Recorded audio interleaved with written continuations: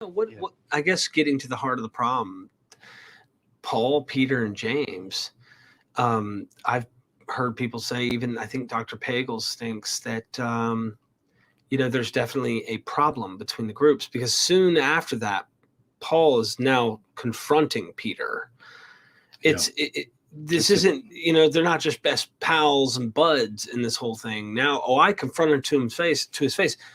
What's Paul trying to say to his Galatian audience? Because he's trying to tell them something, and then he's constantly defending himself from this day forward, it seems. Yeah. I am not a liar. I did not lie. What's the accusation? There's so many problems that Paul's trying to address, and it makes me think that they fractioned. At first, we were cool. They even approved of it.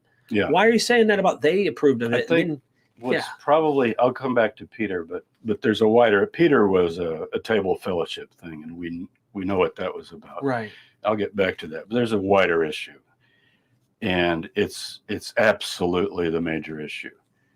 And it's actually known in Acts 21, years later, when Paul goes finally to Jerusalem again, and he's coming up with gifts. He ends up getting arrested and so forth, and it's the end of the story. But before that happens, what does he do as soon as he arrives? And he's brought gifts from the Gentiles. This is fulfilling the prophets for him. Right. We'll talk about that later. He thinks these are the prophesied that the non-Jews will bring gifts up to Jerusalem in the last days. So, it's almost like symbolic. I don't know how much he brought, but maybe he had several thousand people donating. And then he goes, we brought this for the Jewish people to help the poor and so forth. So he goes in to see James, and James says, oh, Paul, I'm paraphrasing. He says, so great to see you. There is something, though, before we go further, we need to clarify. Some people are saying that you are going beyond our agreement, the Galatians agreement. Like, we agreed that Gentiles don't have to keep the Torah halakhically, like Jews.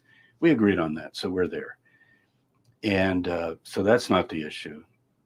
But there are rumors that you're telling some Jews, maybe you yourself, that even Jews really don't need to keep the Torah in the full strict way of an observant Jew, because we're so near the end of time that what he says in Corinthians, the form of this world is passing away, meaning we're moving into a time when there's neither Jew nor Greek, and even says that in Galatians. Mm-hmm. There's neither slave or free, there's neither male or female. So he thinks there's going to be this cosmic transformation. Now, James doesn't say all that, but notice, in Acts, he doesn't let Paul answer, which is not a witness to what actually happened. It's a witness to the author of Acts, writing chapter 21, wanting you to know that Paul's still Torah observant, whether he is or not. And is taking the side of James. Right. The side that Jews need to keep the Torah. That's consistent all the way through the book of Acts. But Paul doesn't answer. So what he says, I always laugh when I hear it, he says, so that they will know these rumors, so that everyone will know that these rumors aren't true. Like he just said, be like I said to you, Derek, I heard you were doing this, but I know you're not. And in order to show that you're not, could we do, you go, well, wait, actually, are you sure? Let's have a little discussion of this. Now, thank God we have 1 Corinthians 9. This is earlier, where he's writing, later than Galatians, but earlier than the meeting toward the end in the 50s. And he says, here's my strategy. To the Jew, I become as a Jew. Wait a minute. You become as a Jew? What does that mean? And to those under the law, I become as one under the law. What do you mean as one under the law? Jews are under the law. And by the way, it doesn't mean under the burden or oppression of the law. It means it's the bar mitzvah. You take on the yoke of the law, but Jesus said, my yoke is easy, my burden is light, meaning my interpretations of the Torah have to do with what God really wants. Like, how do you keep the Sabbath? It's supposed to be a blessing. It's made for humans, not humans for the Sabbath, and so forth. Mm-hmm. So don't take it as under the law, anti-Torah. meaning like, oh, I'm under this law, it's so horrible, because that's the later Protestant view, and it's still the view of Judaism today by many Christians. Oh, those poor Jews, they have to do all this stuff. If they only knew Christ. Non-issue. That is not the issue. Paul makes that clear. But he says, and then he says, not under the Torah to God or Christ, meaning he says, as if I'm under the Torah, although I'm really not in terms of Christ, because I'm under the Torah of Christ. And then he goes, and to the Gentiles, I become as a Gentile. Well, what does that mean? What do you mean as a Gentile? I think he would, it's usually things like table fellowship. Like I'm invited over and you have a meal. I don't start inquiring, where did you, I see you have some, chicken there or something. Where did, or lamb, let's go with lamb. Where was that? Did you purchase that at the local Isis temple this morning? Yeah. So they become, and he says in Romans 14, eat what is put before you, don't ask questions, just the earth is the Lord's, the fullness thereof. This is all in Corinthians. Now, clearly, James and Peter, we don't know enough about Peter, but James, in what he represents, Torah observant Messianic Judaism with Jesus as the Messiah, raised from the dead, returning again. He would not agree with that. I think Acts is reflecting probably where James would be on that issue. So Jews are to observe the Torah in an enlightened way according to the teachings of Jesus that we have some inkling of. But Gentiles they're not obligated to keep all those things. It mainly has to do with dietary laws, circumcision, festivals, the Sabbath. Paula Fredrickson's she's hit the nail on the head in a lot of ways. Yeah. So I think, did he break with them or is he against them? My sense is that he believes things that if they knew he believed them, there would be an absolute break. The question is, did that time ever come? Now, and I'll finish the question with this because I know you have other related things. Yeah, we got 4 minutes left till time's out. So in my book, Paul and Jesus, and I struggle with this more than anything, called Battle of the Apostles. And I cover all this, but I finally say, did they keep this uneasy kind of coexistence where Paul doesn't really let on what he's really saying and doing because he's out in the hinterland? And then when he goes up to James, he's like, oh yeah, we agreed. Yeah, Jews need to keep the Torah. Here, give me some of your kosher meat. That's really good. Did he kind of play along? Because he says, I act like a Jew. I'm under the law. Although I'm really not under the law, he says. He is under the law of Christ, whatever that means. And we can talk about that on his ethics. So anyway, here's the question. Did he get exposed at some point by people visiting Corinth primarily? Because in 2 Corinthians, which is not a single letter, it's probably as many as 4 letters. It's all fragmented. But I did my PhD dissertation on 10 through 12. That's actually 10 through 13, include 13. And I focused particularly on Paul's ascent to paradise. But the question is, he starts talking about, are they Hebrews? So am I. Are they Israelites? So am I. Are they apostles? So am I. I'm a better one, and so forth. And people go, well, he's not talking about the Jerusalem people. No way. It's other apostles and Jews and leaders. That's the standard opinion. I'm sure 99% of my colleagues hold that view. But I went back to F.C. Bauer. This is 1800s. F.C. Bauer taught a lot of the greats of the Enlightenment in the German, movement of New Testament studies. This is Ferdinand Christian Bauer. And he argued that there was an absolute split and dichotomy. A lot of people will say things like, can you believe that Tabor went back to Bauer? He's been totally discredited. This is B-A-U-R, not E-R, because there's an E-R that's known for his New Testament dictionary, Walter Bauer. So F.C. Bauer. And I just say to that, yeah, I did go back to Bauer and I got convinced he was right. I think Paul broke with the apostles. And I'm sure it was on this issue. And yet I don't think he was really against the Torah. He just thought it was passing away. I don't think he wrote Hebrews, but there's a line in Hebrews that I think he would sign on to. The opening. What is obsolete is passing. Is presently passing away. The form of this cosmos is passing away. And he says the time will come that those who have wives will be as those who have none, and so forth. He believes the parousia, the coming of Jesus and the transformation, is so near that this touch not, taste not, handle not. And there's a sense in which this would resonate, I think, with many people. I mean, on some levels, it certainly resonates with me. I want to be the objective scholar that's trying to descriptively figure out what happened and not take a side like, well, that was really good what he said or bad. Obviously, the parousia didn't come. But, you know, his idea was all of that will be completely moot very soon. We won't even be talking about it. And I want to explore that further, some of the ramifications of that parousia not arriving. But that's a big one. I definitely want to as well. Thank you so much.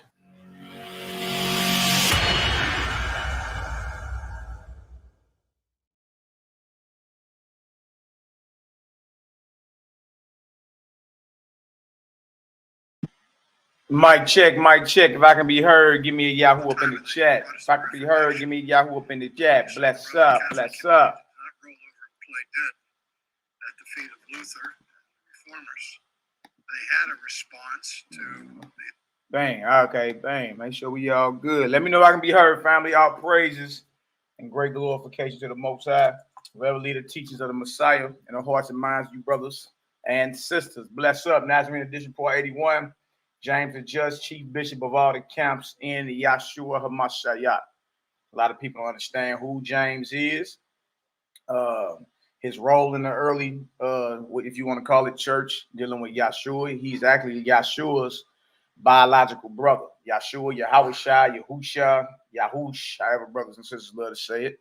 It's all good, but y'all know who I'm talking about. So we're going to go over some of that today. We're going to show his leadership, the authority that he had, and the split between, because for a lot of folks don't understand there's a split, there's a contention between the top apostle or the apostles and Paul. A lot of people don't understand that. They can't see it. You understand? And a lot of it has to do with indoctrination, because we believe that they all were on one accord. You understand? But that's not the truth. That's not the truth. You understand? So we're going to get into some of this. We're going to go show how real this thing really get, and the order of it, the order of the Messiah's movement, the order of the assemblies, you dig, the order of the camps and all that. And what you have now is when Rome decided to, you know, make quote unquote Christianity a state sanctioned religion and all that, inspired by a false deity and whatnot, when they assembling all these existing manuscripts, then of course they're gonna go with what fits their agenda. You understand? So there is a split. There was a split and always has been a split there between the Nazarenes or the apostles that Yahshua ordained himself versus what Paul came on the scene and did later. All right. We're gonna go into this because I heard there's a few brothers claiming they're doing some research now. They claiming they in the first century. Well, it don't get no more first century than James, just the Messiah's biological brother, little brother by 2 years. All right, so we're going to go there. Once we go there and show that, then it don't matter what nobody else come with. If it's going against the orders that Yahshua gave the apostles, then you must question it and look at it with a jaundiced eye. Yahoo, I can be heard. I see y'all in the building. Bless up. My Fit spiritual light, my beloved brother. You already know. Salute. Salute. My brother Jax. What's the word?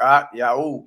Yoram Yahu's explorations and more. That's right. That's right. Shalom. Shalom. Tillman of Yehudah. And y'all get with Tillman, man. Y'all get with the brother. Y'all really need like training or anything that has to do with defending.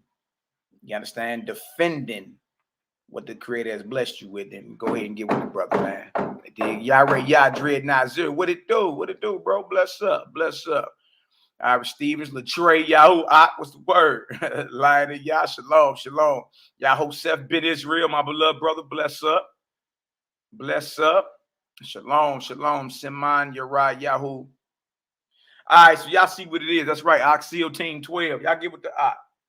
Y'all get with it.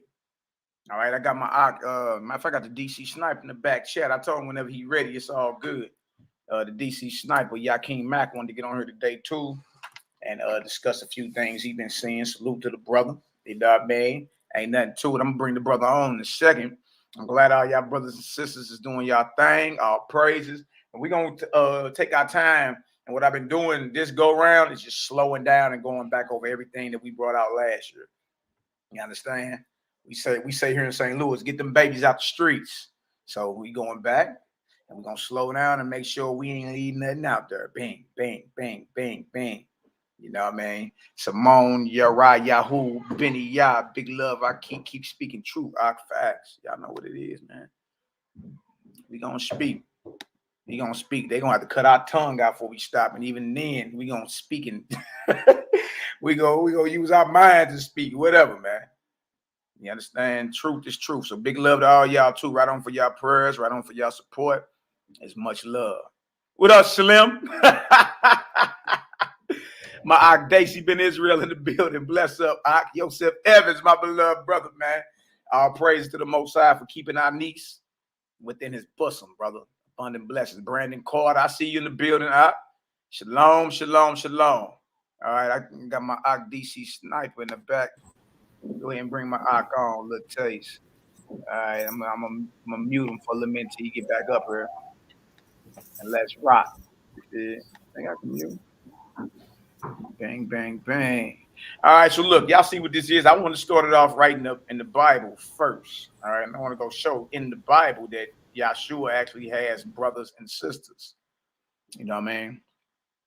Oh, good. Bang, bang, bang. Slaves with a butter knife. Shalom out. Keep it respectful. It's gonna be a problem. All right, I told him don't block you, but we ain't doing the silly like that gravel sandwich spiel you did with them cats. You know what I mean? So I don't know who need 9800. Well, it don't even matter. Like either you here to learn, or you can keep it pushing. That simple. You don't want to catch no fade publicly. We got the receipts. You dig? You don't even want to do it privately. You just want to run your mouth. So you ain't respected as a man over here at all. So either you can listen, you dig, and learn something, or you can get the hell up off our chat. There is no love or respect for no man that's willing to run his mouth but not step up like a man and catch no fade. So if you ain't with that, keep it pushing. And look, you gathering intel. You can do that without even being in here. How about that? Let's get you on up out of here. How about that? Bang. Yeah, that was the guy that claimed he was in her last week. Ran and called himself doing some type of video, and it was garbage. Hot garbage, man. Then you call the other cats, and it sounded like you had a gravel sandwich in your mouth. Right? Like it didn't even make sense. You was all over the place, screaming and yelling. I'm like, that boy got a naked demon in his mouth or something. What's wrong with him? Like it made no sense at all. Like it was horrible. You know what I mean? You little crying jaws, Tuvi, like that. It was horrible. You dig? So we're gonna go on back and take our time and slow roll this thing with our brothers and sisters. I got the DC Sniper in the back chat. Clip up, brother. Yeah. Bro, what it brew, baby? What it brew? I talk to it. Man, what's happening, man? You know what it is. Addressing butter knives. You know what I'm saying? Coming to bring James forth. You know what I'm saying? People came with first century historians from Rome and Smyrna and Antioch. And that was good. It was good information. But we dealing with Jerusalem, the Council of Jerusalem, and those who follow directly under Messiah, whom we are commanded to follow, or his example. So that's what it is. Yeah, that's what it is, and that's where it starts. And once everybody understands that, there's no emotion. It's no emotion in it. You know what I'm saying? So all of the little slanderous accusations and all of that crap, man, like cut that out. We're dealing with scriptures, antiquity, history, like period. Period. Yeah. Right, exactly. We attacking it from a non-emotional standpoint. You understand? So what we gonna do is feed y'all. Like everything we get, we transparent with it. You understand? For y'all that don't know, this our brother YAHKI Maccabee, the DC sniper. You want to give everybody a small like introduction for those that don't know you out? So for those that don't know me, I go by YAHKI Maccabee. I'm out here in the DMV. Been walking in truth for a decade now. Well, about to be a decade in a couple months if the Most High so chooses me to see it. You know what I'm saying? Been through various degrees in my walk, you know what I'm saying, in my short little tenure. And that goes from different school of thoughts, like from not keeping the feast days to keeping the feast days, just to constantly been growing in this thing, you know what I'm saying? And studying all sides. Like that's how you study. You study from all sides of the matter, and then you draw a conclusion.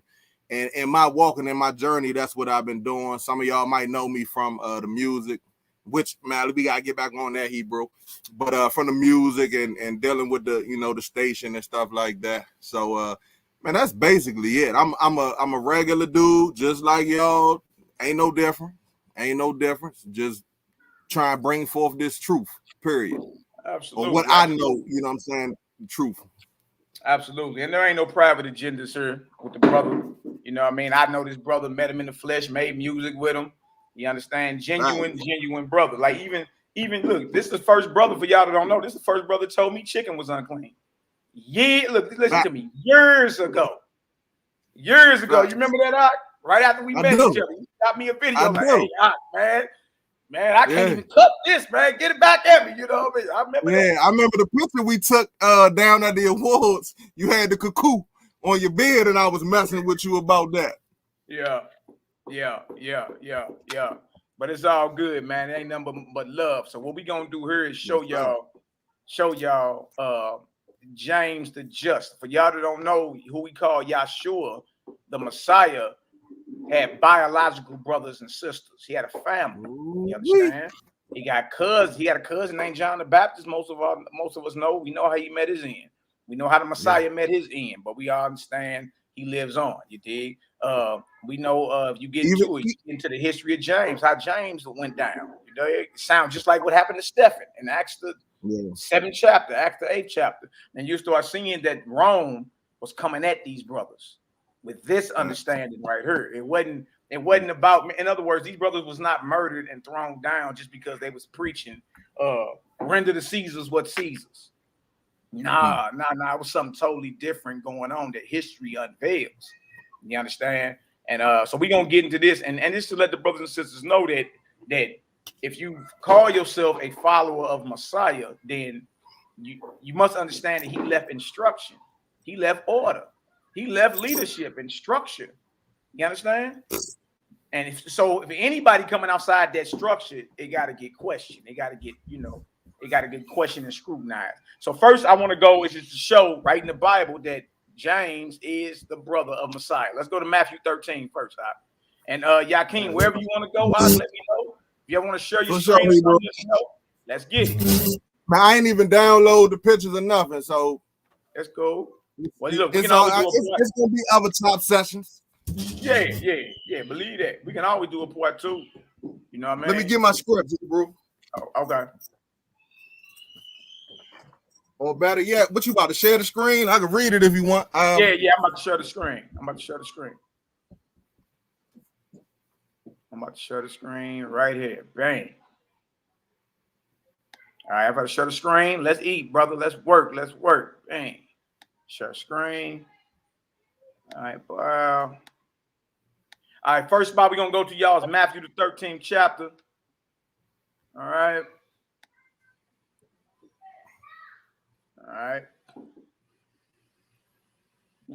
We're gonna do Matthew 13 and Mark the 6th chapter. All right. And we're gonna read a few verses about the Messiah's family. All right. Now we're gonna start at verse 53. Write this down, my brother. Write this down, y'all. All right, Matthew 13:53. And it came to pass that when Yahshua had finished these parables, he departed thence. And when he was come into his own country, he taught them in their synagogue, in so much that they were astonished and said, whence has this man this wisdom and these mighty works? Is not this carpenter's son? Is not his mother called Mary, and his brethren James and Joseph and Simon and Judas and his sisters? Are they not all with us? Whence then has this man all these things? All right, stop right there, bro. So now we see that our Messiah had a family, man. You dig? Brothers and sisters. And we see first on the list and his brethren, James. Right. James. Okay. There's a reason why he's barely mentioned in the scriptures. There's a reason behind that. There's an agenda behind it. You want to say something, Yakin Mac? Talk to us. Yeah, real quick. So I ain't got the picture. Hold on, let me get it. But this is James, hold on. Let me remove this. Hold on 1 second. Hold on. Let me so you can. This is James, the brother of Yahshua and the Dead Sea Scrolls. So going into him, talking about when Mally just says they silenced it, I'm going to read this little excerpt right here that's underlined. It says, the downplaying of James and Christian tradition is important, not only where doctrine is concerned, but also because it is clear that James, as the head of Jerusalem church and all that could be considered Christianity at the time, was superior to both Peter and Paul. Paul, of course, repeatedly points out his personal disagreement with the ruling James makes and the instruction he receives from him.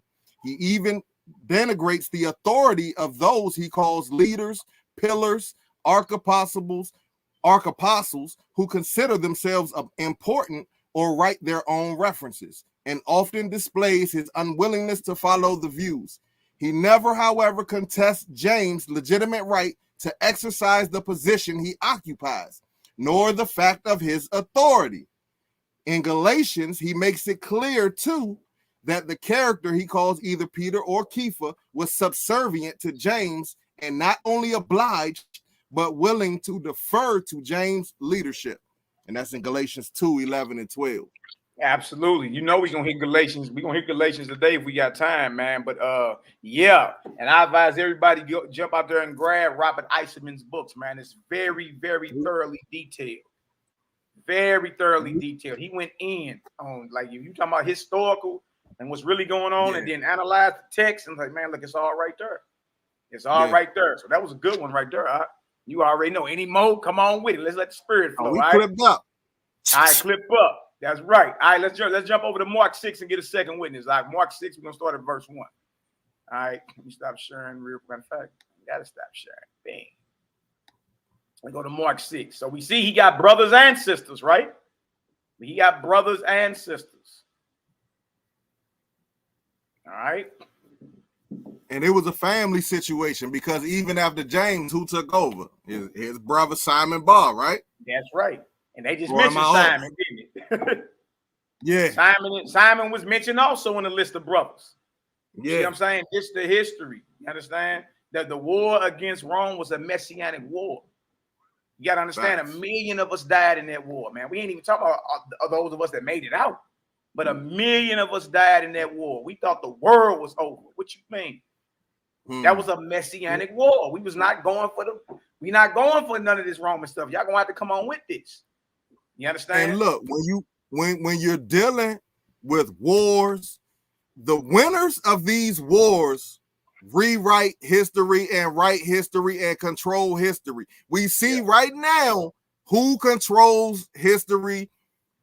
The gods, the days of the weeks. We know who got all the books. You know what I'm saying? It's been 21 councils. It's a lot that y'all got to stop this religious mindset, man. Yeah, seriously. Yeah, real talk, bro. It's a lot. You dig? And what you speaking of is Rome, the fourth beast. The fourth Everything beast. down to your days of the week, you got to mention Rome. If you get into the technical name of any plants, you got to mention Rome because it's all Latin. It's all Latin. You dig? Legally, they say all roads lead to Rome. It does. You dig? All right, now let's get into this right here. We're gonna go to Mark 6 next. All right. Shalom to set up who I live in Iman the building. Bless up, bless up. We in Mark 6. We're gonna read verse 1 through 3, my brother. 1 through 3. Hold on. Let me scroll back down. There we go.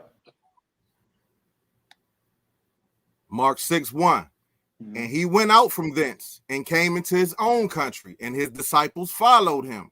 And when the Sabbath day was come, he began to teach in the synagogue. And many hearing him were astonished, saying, from whence has this man these things? And what wisdom is this which is given unto him, that even such mighty works are wrought by his hands? Is this not the carpenter, the son of Mary, the brother of James and Joseph, and of Judah and Simon? Are not his sisters with us? And they were offended at him. See, so that's a second witness right there. That's a second witness right there to show that the Messiah has brothers. He has sisters. All right. Now, upon him leaving and expiring, he left structure. He left men in charge, specifically his brother James. All right. Now, to back that up, we're gonna go next to the Gospel of the Nazarenes. All right. We're gonna go to chapter 5. I'm about to pull that up too, so y'all be able to see what's actually going on here. And we're gonna name even the sisters. So they named the brothers in the Bible, but they never named the sisters. All right, we're about to go get the sisters' names as well. And for any of you men who got something to say about the Gospel of the Nazarenes, it's a first century document. It's a primal source from which the Matthew and the quote unquote Gospels come from. So, and that's fact. You know what I'm saying? Since we're dealing with first century and history, you know what I'm saying? And y'all look that up. This ain't make believe. This ain't made up. Like, it's history. Exactly. And just a few people get mad instead of. See, I find a lot of people just want to be right instead of righteous. Like, you want to be the one that's that got all the answers first and all that. That ain't what this about, man. Like, look, if you're wrong, you gotta have the humility enough to be like, you know what, I was wrong on that. I was looking at that because of this, like that, but look, I see it different, and here's why. You feel me? Forever learning and never coming into the knowledge of truth. That's right, brother. Now watch this. Watch this. I'm gonna show y'all something, man. Easy work, man. Some of us do this. All right, so we go in here first, y'all. Gospel of the Nazarenes. Some of y'all got the actual book. That's my actual book right there. I took a picture of. You dig? All right, very, very revolutionary document, man. Very revolutionary. Got a lot of people mad right now, but they'll be all right. They'll be all right. You did. Come debunk the info. If you can't, we might have a problem. All right. Now, right here, we're going to go into chapter 5. I'm going to show y'all chapter 5 first. All right. Now, watch this. Let me hide this thumbnail over here. All right. So we're going to chapter 5 first. And it's about the manifestation of Yahshua, to the Magi, or who you know as the wise men. All right. That's that right there. It's my actual book. So let me scroll down. We're going to go to the end of this, though. I want to show y'all something. All right. The actual book. Yep, the actual book. Chapter 5. All right. We're going to start around verse 21. See, that's my writing down there. You did. All right, we're going to start at verse 20. We're going to start at verse 20. You can read it off the screen, brother. Yes, sir. But when Herod was, I got the book. Okay. But when Herod was dead, behold, Gabriel appeared in a dream to Joseph in Egypt, saying, arise and take the young child and his mother and return into the land of Israel, for they are dead which sought the young child's life. And the master said, out of Egypt have I called my son, who shall be called the Nazarene. Who shall be called? And he arose, the Nazarene. That's Matthew. For y'all that don't know, y'all, that's Matthew 2:23. That's a prophecy that's in the Bible about Messiah. He should be called a Nazarene. It comes from the root word netzar. Branch also means guardian. All right. The Hebrew letters is Nun Zadeh Resh. All right. Go ahead, bro. And he arose and took the young child and his mother and came into the land of Israel. And they came and dwelt in the place called Nazareth, where dwelt Nazarites and Essenes, and he was called the Nazarene. I gotta say it like that. It also came to pass that in the second year of Yeshua's life, a second son was born to Joseph and Mary. his name was called James, meaning one who is just and righteous before the master, one who is of the true Israel. That's right. And as with Yahshua and John, he was consecrated unto the Most High, a Nazarite from his mother's womb, according to the way. According to the way. So if these men are Nazarites from the womb, then y'all guess what? That means all these brothers got locks. These brothers don't eat flesh. These brothers don't even drink strong drink or wine. That's how dedicated these brothers are. If they're Nazarites from the womb, then they're consecrated. All right. And this is important to know because Nazarene is a combination of Nazarite and a saint. All right. If you know anything about the Essenes, well, guess what? They in the spiritual communion, meaning they understand how to tap in with the forces that the Creator have made. You understand, for the for the angels to serve them, not in advancement of physical things, but just in spiritual things. You understand? They know the elements. These men were top-notch healers. All right. Now it's important to understand if you're a Nazarite, you got long hair. Paul has a problem with the long hair.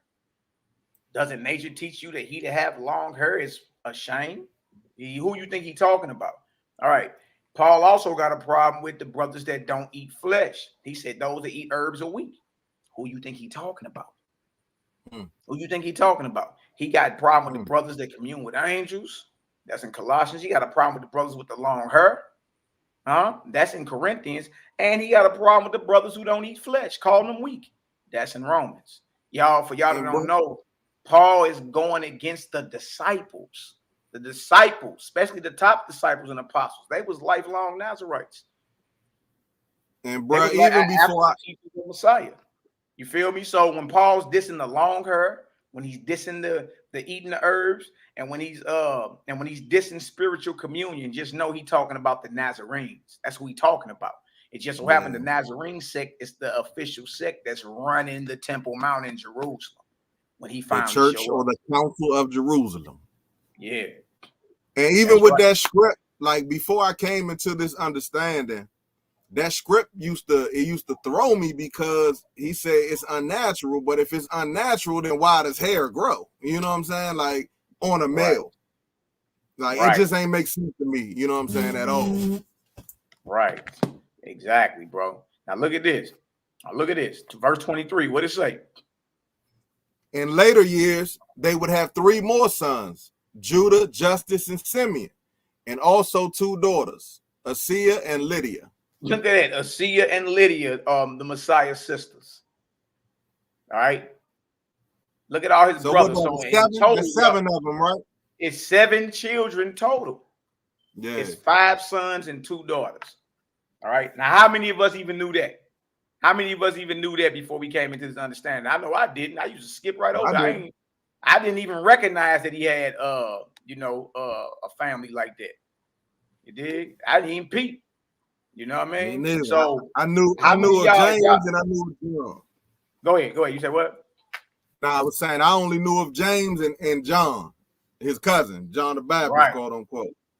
Right. And then with the how the little information we got on James, that was real quick. You know what I mean? Like, dang, what's really going on here? But I wanted to show that yes, the Messiah has brothers and sisters. I also wanted to show that these brothers are lifelong Nazarites and consecrated from the womb. And Nazarites have a certain code, man. Nazarenes have a certain code, especially when it comes down to the chewing of the flesh. And them brothers never shaved. So you dealing with brothers that got the natural forming, locks. I mean, these brothers look like West Indians. Look like, you know what I mean, Yardie boys. You know what I mean? Long beards, natural forming locks. You did very right. They out here with the Dimitri Milligan with elder beard. Yeah, serious work right there, man. So I just wanted to show that real quick. If y'all getting some understanding so far, give us a 4 up in the chat, man. I just want to show y'all that yes, even in the Bible it says the Messiah has brothers and sisters. You dig? Then we go over to the Gospel of the Nazarenes, bag it right up. We even get the sisters' names, and we see that these brothers and sisters are Nazarites from the womb. All right, they eat a certain way, they live a certain way, they don't shave. You understand? They bathe daily. They don't eat flesh. They don't even partake in strong drink of wine. These brothers are serious. These are serious brothers right here, man. You understand? Facts. Okay, so I see Facts. 4s in the chat. We looking pretty good. All right, so let's go show from first century, since I see brothers are studying. That's a good thing, though. I'm glad brothers are studying, because for the longest, none of them brothers would study. YAHKAN, you know that. You did. Yeah. I'm glad brothers is studying. Yeah, it was good information.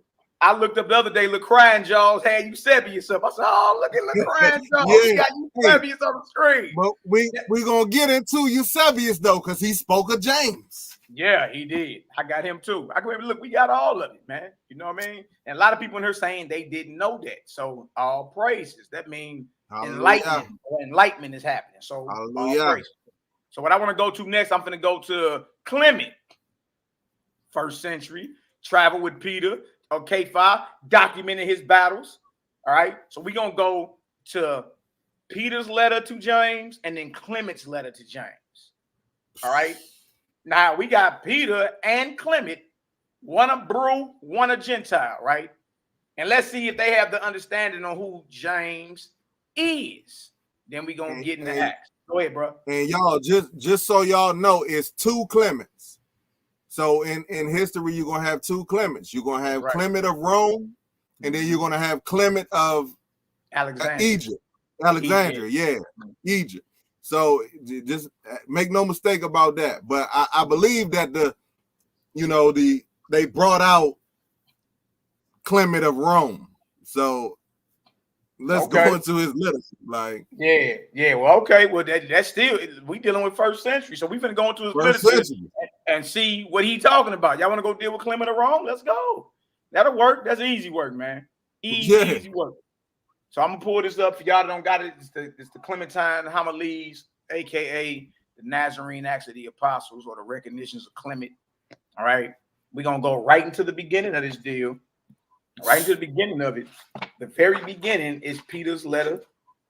It kicks off with Peter's letter to James. You know what I mean? We got the PDF I'm about to pull up. Y'all see that? Epistle of Peter to James.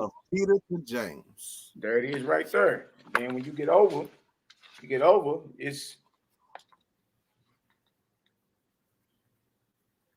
the Epistle of Clement to James. Yeah, Epistle. Why all these men writing to James? Yeah, why James?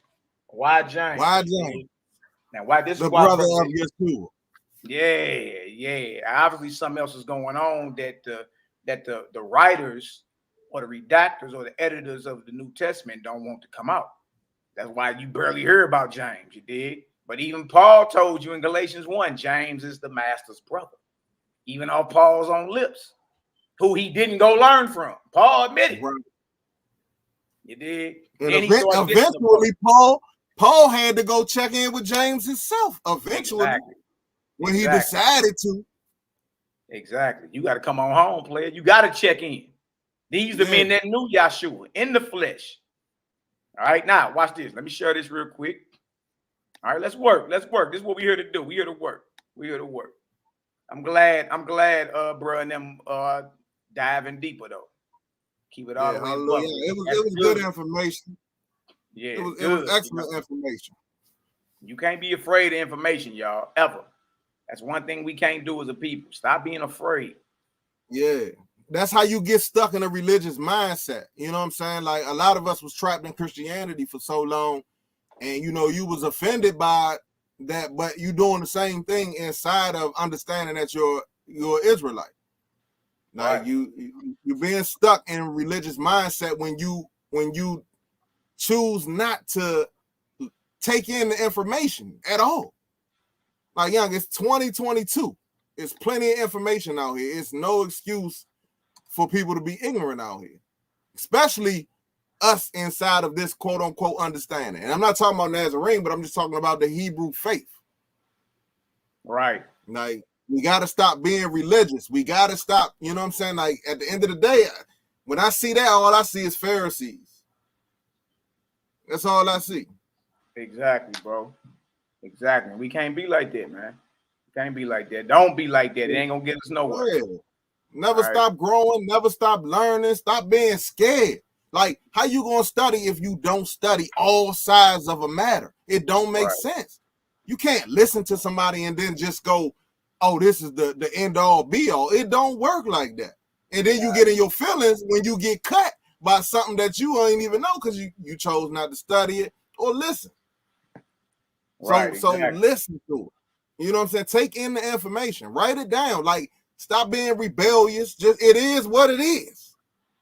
Like it's old. You know what I'm saying? You not gonna change it, and it's not gonna change. Period. Yep, it is what it is. We got right here, brother. This right here is the Epistle of Peter to James up on the screen out the book I just showed y'all. Y'all see this? Now, if you can, I read that the top part. Peter to James. The epistle of Peter to James.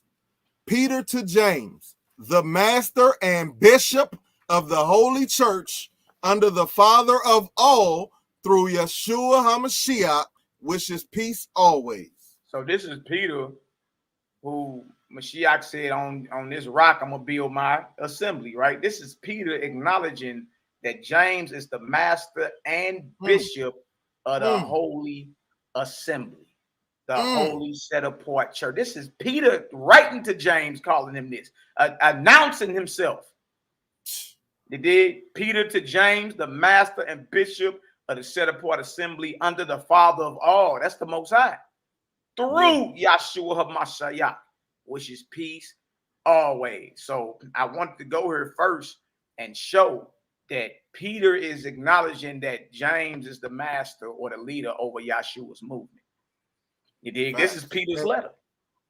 And we just read in the other book when I kicked it off was that Paul and Peter was subservient to James. That's right. That's right. That's the truth, man. A lot of people don't know that.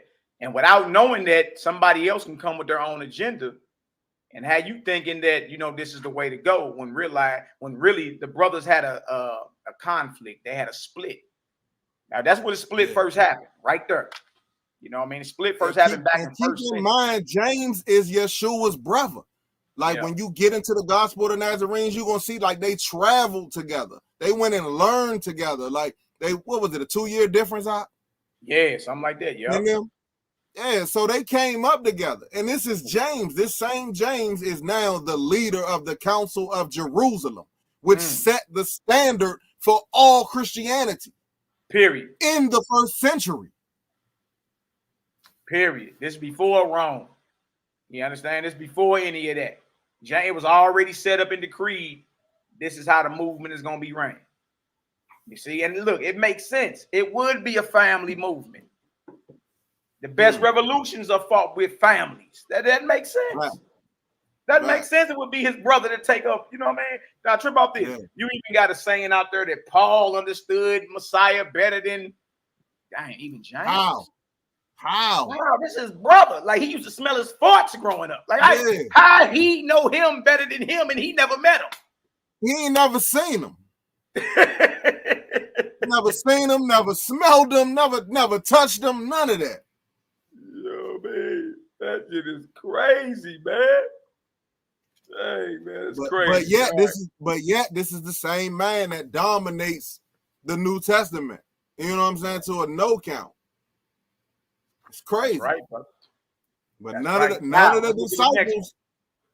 Huh? Whenever you're ready, let's look at the next one. We're going to read the top of Clement's epistle to James. Epistle of Clement to James.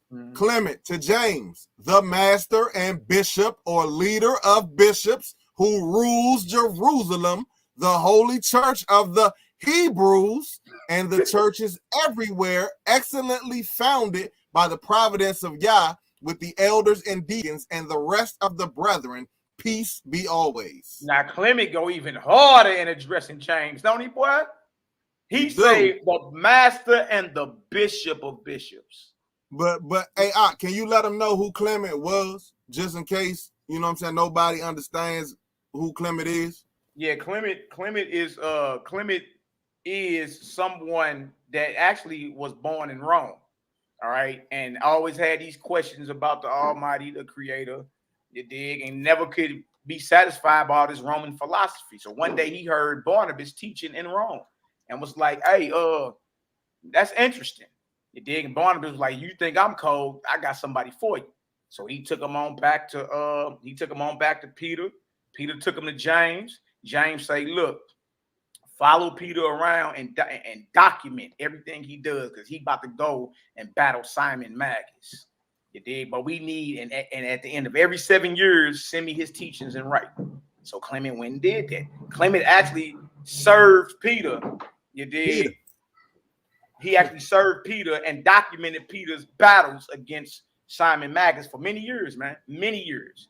You dig? So but he did that at the behest of James, Yahshua's mother. James told Clement, you know what I mean? Hey, follow Peter around, document what he teach, and every 7 years send me his teachings in writing so we can store it up.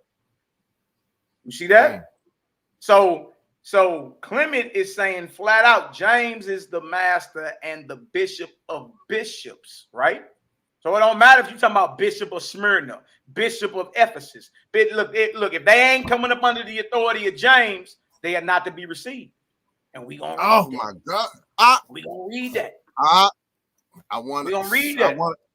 We're gonna read that. They're not coming under the authority of what James, if they not stamped valid by James, Yahshua's brother, you will not receive them. I already know. Can I drop a bomb real quick? Absolutely, come on with it. coming out the Clementine homilies. It says, our master and prophet who has sent us declared to us that the evil one, having disputed with him 40 days, but failing to prevail against him, promised he would send apostles from among his subjects to deceive them. Therefore, above all, remember to shun any apostle, teacher, or prophet who does not accurately compare his teaching with that of James, the brother of my master, and this even if he comes to you with recommendations. Y'all heard this? He like, look, if he ain't stamped valid by James, that's what, he a fraud. He's a fraud. And this is what Clement said. And this is the same brother who, brothers brought out Clement. So we appreciate you for bringing it out. All praises. now let's get into who Clement was, what he was saying. Like, right. What was he doing? Right. Like, come on. Bring Clement on out. That's what's up, because right here, Clement is admitting that James running it. In the first century, in Jerusalem. Yeah. The holy church, about this, of the Hebrews. All right. So all you Israelites are up under the authority of Yahshua's brother. All of you. All of you. The holy church of the Hebrews and the churches everywhere. Woo. Everywhere. Woo. So that means even what Paul was setting up had to be up under the authority of James. And if it wasn't, then guess what? We got a problem. And look, during James' time, like, that was the authority. You know what I'm saying? It was no other, like, that was the authority. That's why James is that's why he's very key in it. And he's been quieted. You know what I'm saying? It's been an agenda behind that, because they don't want this truth out. They don't want you to dig into it and know who James was and realize, oh, this is the most, Yeshua's brother. Oh, he was a Nazarene. He was consecrated. He didn't eat meat. He didn't, you know what I'm saying, do this and do this and do this. Like, they don't want this out. So it was an agenda at play to quiet James. That's why we don't know a lot about James, and he's not even listed other than in Acts, you know what I'm saying, in the scripts and his one little epistle he has in the Bible, but that's why. Right. That's about it. You understand? Okay, we're going to drop that. We about to go over. I want to show them something real quick. I thought I pulled that up, player. Hold on. Let me stop this screen real quick. Stop sharing. All right, I got something else I want to show you. It's easy work, man.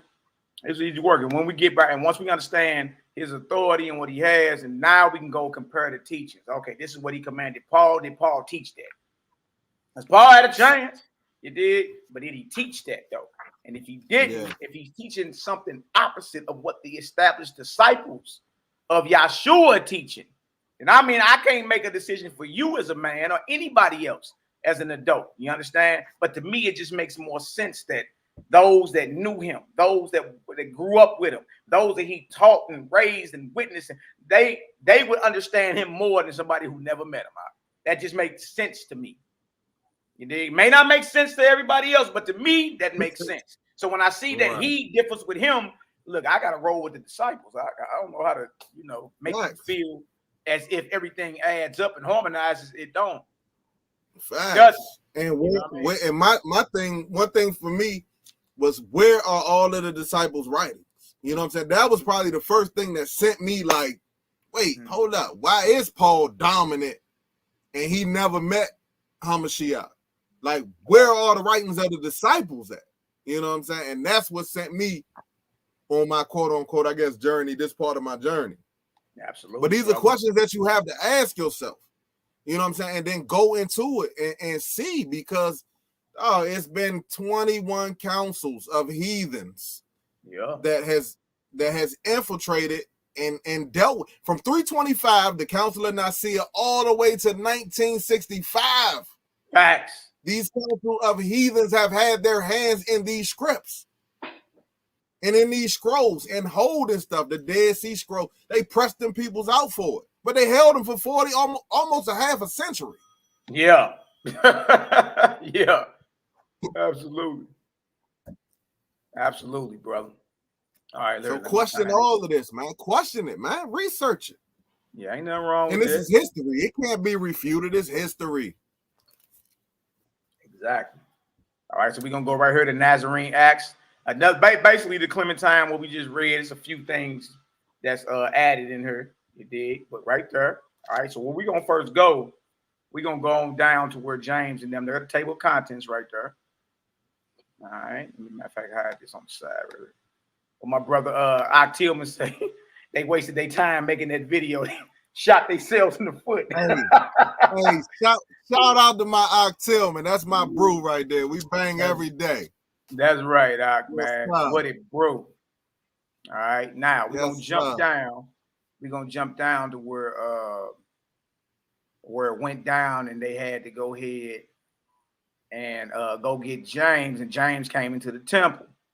He got the teaching. He did. Okay, bang, bang, bang. Refuted. Tumult raised. Two comings. Here we go right here. Here we go right here. What page is that?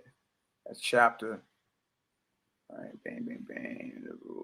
Chapter, what is that? 50, 60, 69. Or the page. 2, okay. Bang. Second, y'all. Popping up. All right.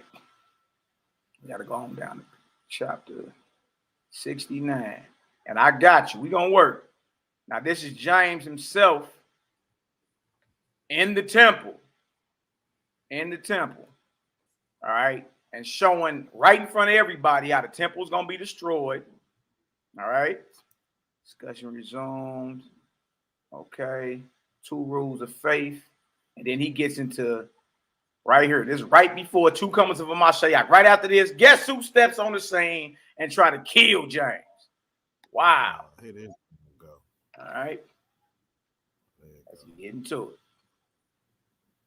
All right, y'all. This stuff is beyond easy. Too easy for real. Easy work. It's easy, y'all. It's like, nah, y'all ain't even got that. All right. Man, we just dealing with James, period. All right, now right here, okay.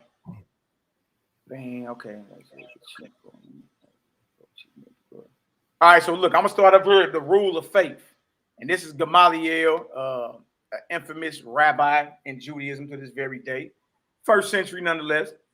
All right, it says right here the rule of faith. These sayings of Gamaliel did not much please Caiaphas. Now Caiaphas or Caiaphas is the high priest.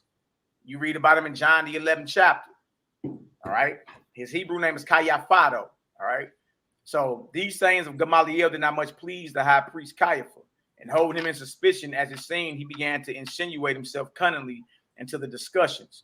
For smiling at what Gamaliel had said, the chief of the priests, Kohanim, asked of Yaakov, James, the chief Mavakar, bishop, that the discourse concerning Messiah should not be drawn but from the scriptures. They want to hold him to the scriptures.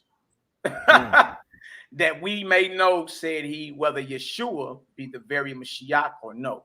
Then said James, Yaakov, we must first inquire from what scriptures? We must first inquire from what scriptures? We are especially to derive our discussion. Then he, with difficulty at length, overcome by reason, answered that it must be derived from Torah. And afterwards, he made mention also of the Navim, or the prophets. All right. So here comes James. He about to break it down. He about to break it down. Two comings of Messiah. Two comings of Messiah. All right.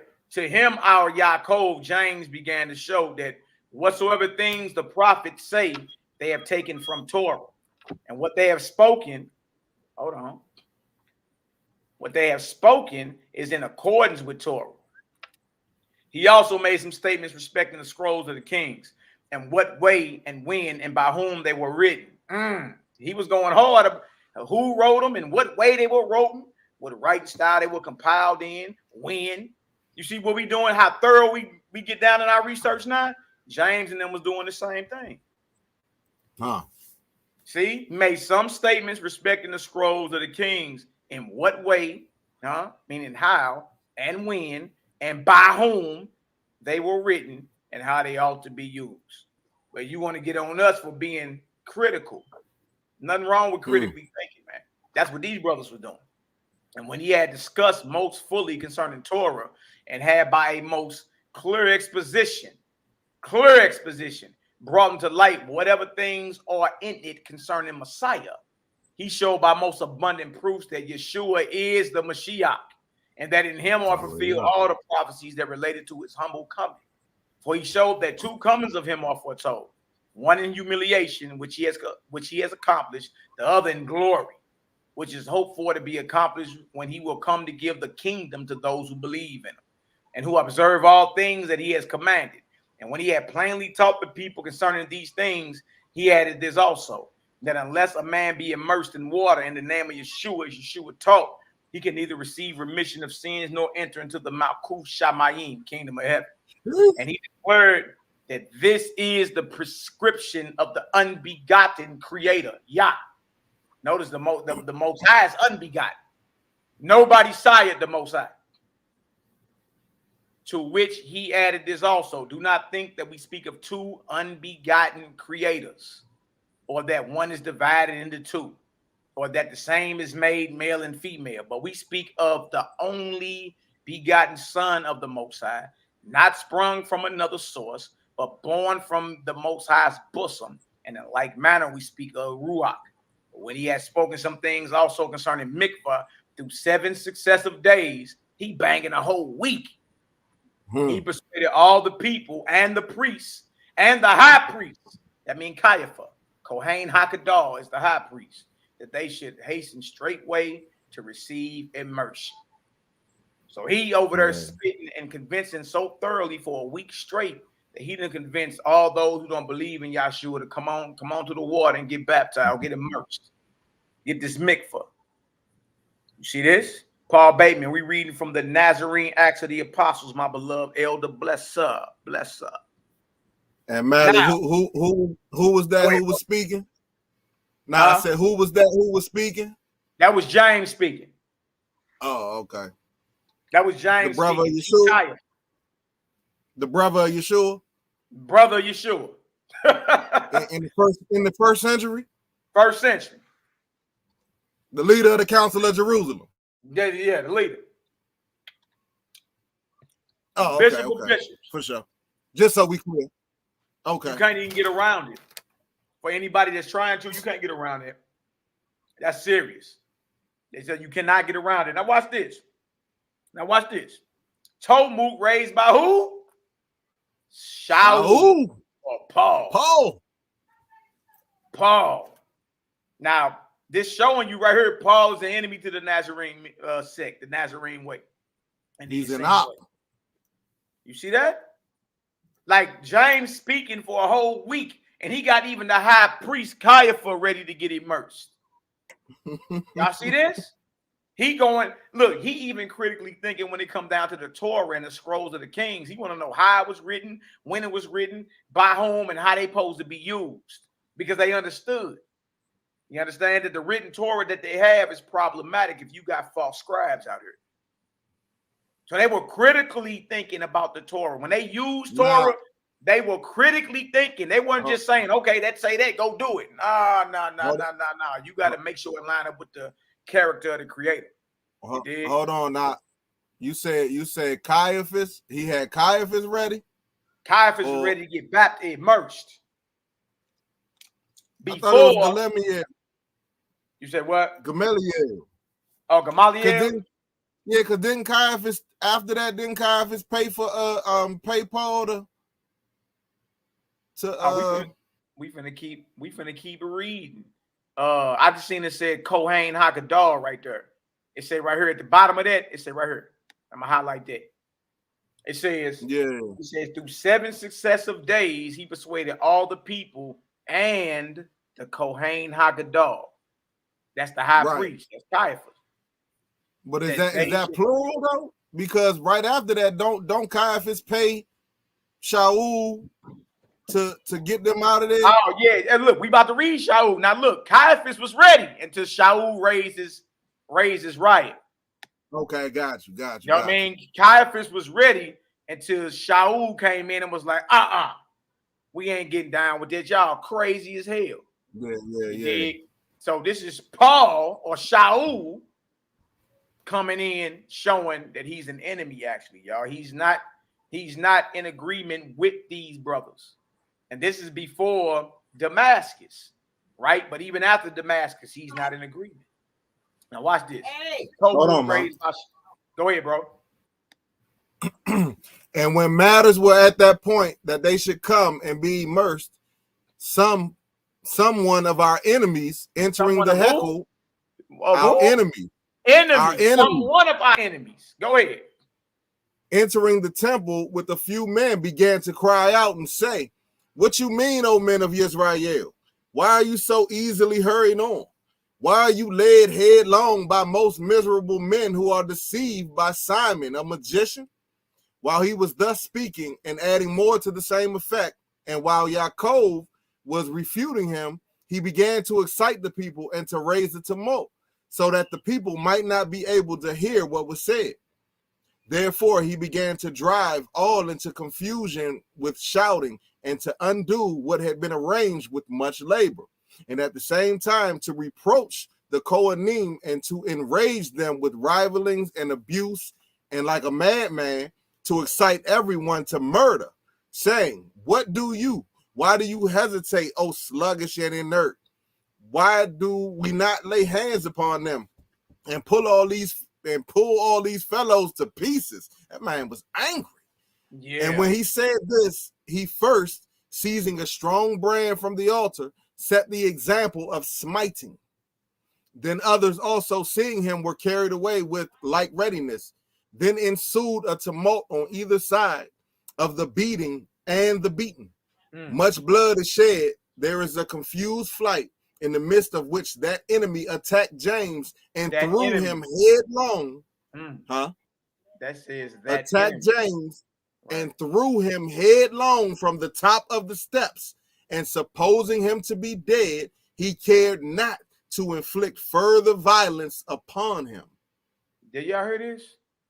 Paul threw Yahshua's brother off the top steps of the temple and thought he was dead. James was paralyzed behind this for a couple years.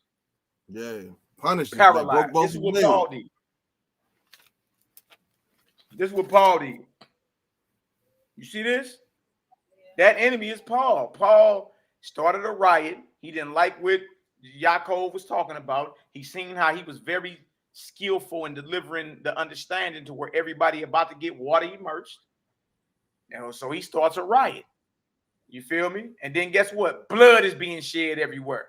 And James, Yaakov HaZedek, James the Just, is thrown headlong, y'all. I mean, head first from the top of the steps. You dig? And he thought this man was dead. How many of y'all knew that Paul tried to kill James? He tried to kill him. Now, why wouldn't he, even if he had a revelation of Yahshua, shouldn't this be the first man you go check in with and ask for forgiveness? Bruh, I straight tried to kill you. I was off, man. Please forgive me. Paul tried to kill Yahshua's brother, man. And then when he get his revelation, all of a sudden he like, I wasn't taught this by man, neither did I go check in with man. Yeah. Well, you know who you need to be checking in with, right? The leader of the Council of Jerusalem in the who first you just tried to kill. That would have proved if Paul was humble or not. Go check in with that man you tried to kill and beg for his forgiveness. Huh? And this is Yahshua's brother. Yes. He straight tried to kill this man. This is serious, man. All right, we're going to read this next one, and then we're going to get into a little more. Go ahead, bro. That's word. Flight to Jericho. But I have a ring lifted him up, for they were both more numerous and more powerful than the others. But from their fear of Yahuwah, they rather suffered themselves to be killed by an inferior force than they would kill others. You see, so a lot of the brothers, man, a lot of the Nazarene scene, bro, they don't believe in spilling blood so much to where they wouldn't even get at these cats, even though they could win. They was an inferior force. It wasn't like Paul and them had more men or more hitters than James and them. You dig? But that's how much they are against spilling blood to where they won't even, some of these brothers won't even defend themselves if they're attacked. Yeah. Yeah. You dig? But then you had a faction of the bros that wasn't playing none of that. They rolled swords. Yeah. They'd have cut you down because the temple had guards, security guards. Them cats had swords, daggers. You know what I mean? So a lot of these brothers were so non-resistant, they wouldn't even defend themselves. That's how much they feared the Creator. But and you know, they looked at that like it was glorious, though. Yeah. You know what I'm saying? It's a one-way ticket. Like, go ahead. You see that? That's right. Very glorious. You know, they look at Nazarenes, look at death like it's the grave or the doorway to immortality. You know what I mean? Like they don't look at death how you think of death in the Western. They like, look, that's what's up. It all just beginning. Now, watch this. It says, all right, where you at? But when the evening, is that where you at? Nah, go, yeah, but when the evening, yeah. Go ahead. But when the evening came, the Kohanim shut up the temple, and we returned to the house of James and spent the night there in prayer. Woo! Then before day, Go ahead, bro. No, I was just saying that's hard. They went right into prayer. Oh yeah. All right, so I'm gonna start over. But when the evening came and the Kohanim shut up the temple, we returned to the house of James and spent the night there in prayer. Then before daylight, we went down to Jericho to the number of 5,000 men. Then after 3 days, one of the brothers came to us from Gamaliel, whom we mentioned before, bringing to us secret tidings that enemy had received a commission from Caiaphas, the high priest, that he should arrest all who believed in Yahshua and should go to Damascus with his letters, that there also, employing the help of the unbelievers, he should make havoc among the faithful, and that he was hastening to Damascus chiefly on this account, because he believed that Kepha had fled thither. So the enemy that's going to Damascus, y'all, is Paul. On the road to Damascus. The road to Damascus. So Gamaliel was letting it be known, like, look, that the man that tried to kill you just got letters from Caiaphas. You understand? To arrest anybody that believes in Yahshua. And he on his way to Damascus because he believed Peter. He already think he didn't kill James. You understand? Next he coming for Kepha, Peter. Yeah. Look at that. And about 30 days thereafter, he stopped on his way while passing through Jericho going to Damascus. At that time we were absent, having gone out to the sepulchres of 2 brothers that were whitened of themselves every year, by which miracle the fury of many against us was restrained, because they saw that our brothers were held in remembrance before Yahuwah. You know what I mean? So it's a matter of fact, Robert Eisman talked about that in one of the videos. They actually go visit the actual grave markings. They found it. And they found him, and then believe it or not, them grave markings mysteriously every keep year themselves white. Mysteriously. Every year. I wonder like what phenomenon creates that. Yeah. I mean, you know it's a miracle, but it's still on an earthly, fleshly level, it's still something that's making them turn white to this day every year. Yeah. Yeah. But that proves the antiquity of what we read.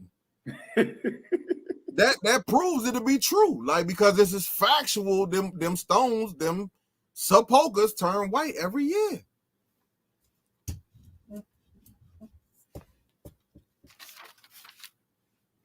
Where we going? We froze? It froze? Oh, no, I'm good. You good?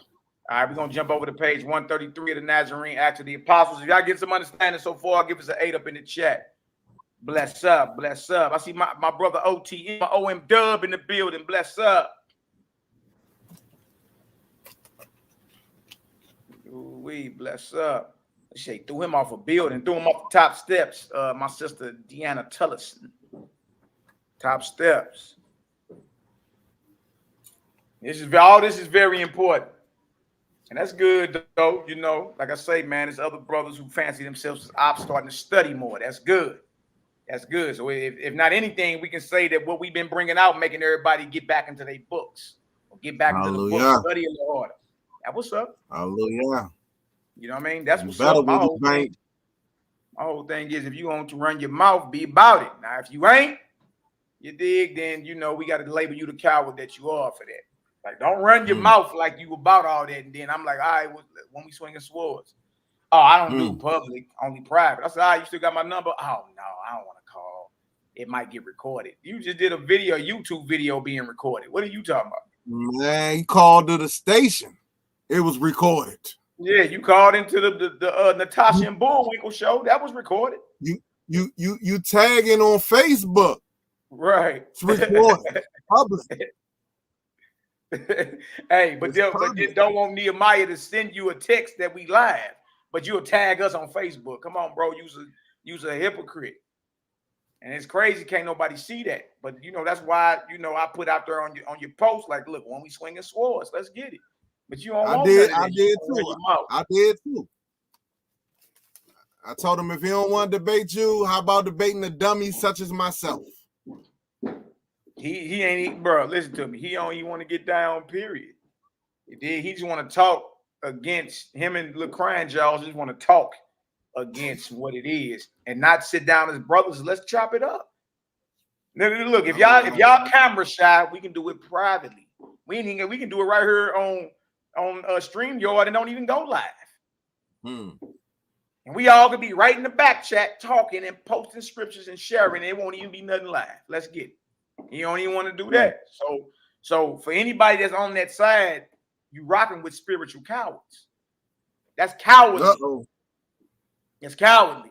You dig? Because where we from, if you get called outside, you got to come outside. Period. Even if you get whooped. You dig? Period. The fact that you showed up, you get all the respect from the brothers. You know what I mean, and sisters, because you showed up. But for men that run their mouth and don't show up, I have no respect. I don't respect me. Look, you're not a man in my eyes.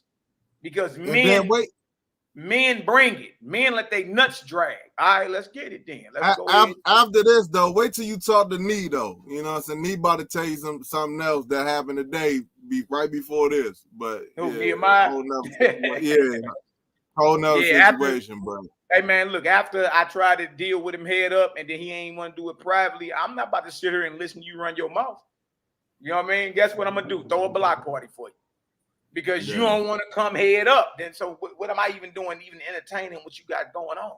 Nah, and I was just about to say that even this right here is a bit much, because you know what I'm saying. What you clout? I feel like you clout chasing. You know what I'm saying? Like, and that's a whole nother, man. Whatever. Let's stick to this history and the antiquity and prove without a shadow of a doubt what it is. Exactly. Since we use the first century stuff, y'all leave all that other stuff out and let's swing swords. Period.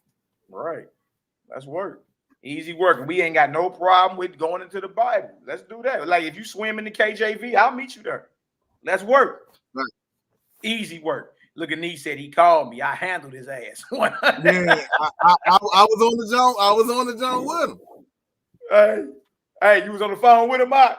Yeah, I was on the John with him as a witness. Oh, okay. That's what's up, Boy, man. Boy talking crazy, man. Boy talking crazy, man. You gotta get that together, bro. Man. NehemiYAH, the big homie, he outside. Like he really understand what it is, and he don't even read all the stuff we read. I mean, he got it, but he don't never read it. He come right out the KJV and show you. Bang! Look at that! Look at that! Look at that! You did. So it's all good, and then he keep posting something about $9,800. Boy, what is you talking about? Who owed $9,800 to whom? Who is you talking about? I don't know if he talking about. I don't know if he talking about the time when you know you when you I got jammed. You talking about when I got jammed up? Yeah, he must be talking about that with the judge. Well, bro, I mean, for anybody that's close to the situation, already know. It cost $25,000 to get me out. The bond out $25,000. It was a cash only bond. Yeah, I don't know what he's talking about. You understand? So what the one brother pulled out from the funds from the radio show was for a lawyer. For a lawyer. That was not to get me out of jail. That was for a lawyer. And 3 days later, we paid him back in full. The lawyer money that was borrowed from the radio station funds to get Mally a lawyer was paid back in full 72 hours later. Right back in Jacob's hands. So if that's what he's talking about, another lie. See what I'm saying? Yeah, I don't know what he's talking about. Witnesses. Is that what you're talking about? Lawyer money? Well, that was given right back. Where you at now? Yeah, I don't know. Them people's all over the place. Really don't know. See, what you're doing is listening to the words of people who profess themselves to be enemies of mine. But they're not going to keep it all the way solid with you. You did ask NehemiYAH. NehemiYAH know. You gotta ask the bro. Before the look, you could have asked anybody could have asked him that without him even hearing me say this, and he'd have told you the same thing. That was given back 3 days later. So what's the problem? You mean to tell me what you put up was given right back? Yeah, I don't. Now, the crazy part is, if you really want to go there, I'm your brother in arms. I'm your comrade, right? Well, it cost 25 racks to get that boy back on the streets. That way I can fight my own case. I'd have easily beat that and won that. It cost 25 racks to get me back on the streets, and your boy got 125,000 in the account. Okay. Did you go get your comrade out that death dungeon? Nah, you ain't do that. You ain't do that. You ain't do that, and you had it. That's what I'm saying. Niggas ain't real. If you real, then guess what? If I got to spend my last to get my bro up out that clink, guess what's going to happen? We going to get him about that clink. I'm going to talk what I need to talk to him when I see him, and then we going to figure out how to get him together dealing with this case. But what you don't do is leave your comrade behind enemy lines locked down. 4 hours south in Missouri in Clan County, boy. What is you talking about? Aryan Brotherhood alive in that deal. What you talking about? So anyway, lawyer money that was put up was given right back 3 days later. It cost $25,000, no 10%, $25,000 cash only to get Maccabee out. And nobody coming no $25,000. So guess what? They had to go toward the lawyer. That's cool. That's what it is. But guess what? What went toward the lawyer was given right back to the man that went into the funds to get it. So Mally, guess what? Mally don't owe nothing to the table. Mally don't owe nothing to the table. And see, there's a lot of brothers here that don't know that to this day, man. But look, you would know if you just hollered at me. You did. I just seen Brother Jake. He ain't about none of that. I just seen Jake. He ain't about none of that. Look, I seen him and ain't even paid for his drink. I got you. Put that up. Tell the bruise I said shalom. Oh, praise. You know, it ain't, look, don't believe the hype, man. Do not believe the hype. Trust. No. I don't even know why he bringing it up. Like it just seemed emotional and personal, and I don't know. Come study, bro. That's it. If you want your brother back, or as you say, my elder, I learned under you. I see you put all the old videos up as if people don't grow. Like just come sit down. Class be in session, brew all the time. Easy work. Go back through. Like that's it.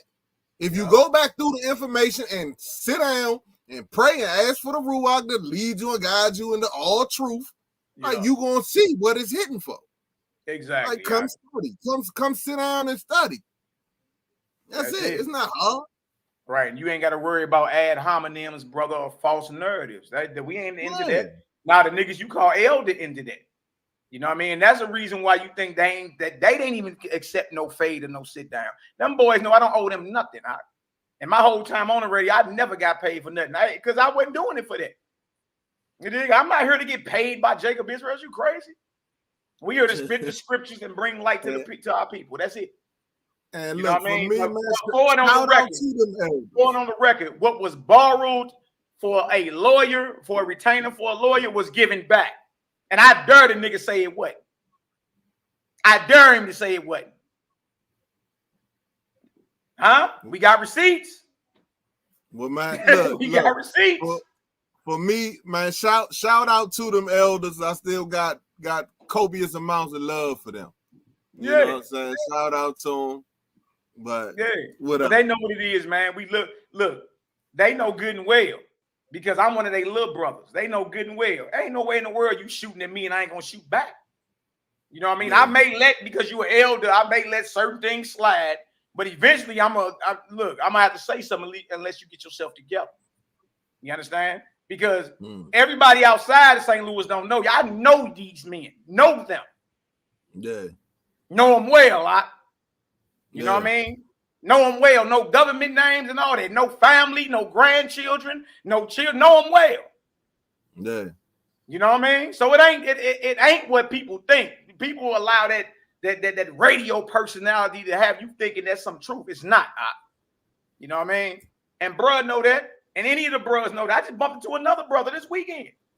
We be out, we bump into each other, y'all. It be love. Hey, what up? Shalom. You know what I mean? We're going to talk about the elephant in the room, man. I don't even feel like talking. Oh, okay, you want to talk about it. It's all good. What's up, bro? How you doing? That's it. And one bro, Buddha, was like, for what? I got charged with tampering with a judicial officer. They look, the charge is basically behind that, I reasonably calculated to threaten a judge and a prosecutor. In other words, they afraid of the knowledge I had. It was over a traffic ticket. I sent down laws dealing with the IRS and the Internal Revenue Code and showed that, look, these traffic citations are unlawful according to your own laws. And they was like, damn, kind of nigga know this. And you know what I mean? Notified the FBI and they started doing their investigation. Y'all was over a traffic ticket. But I caught them in their lie. You know what I mean?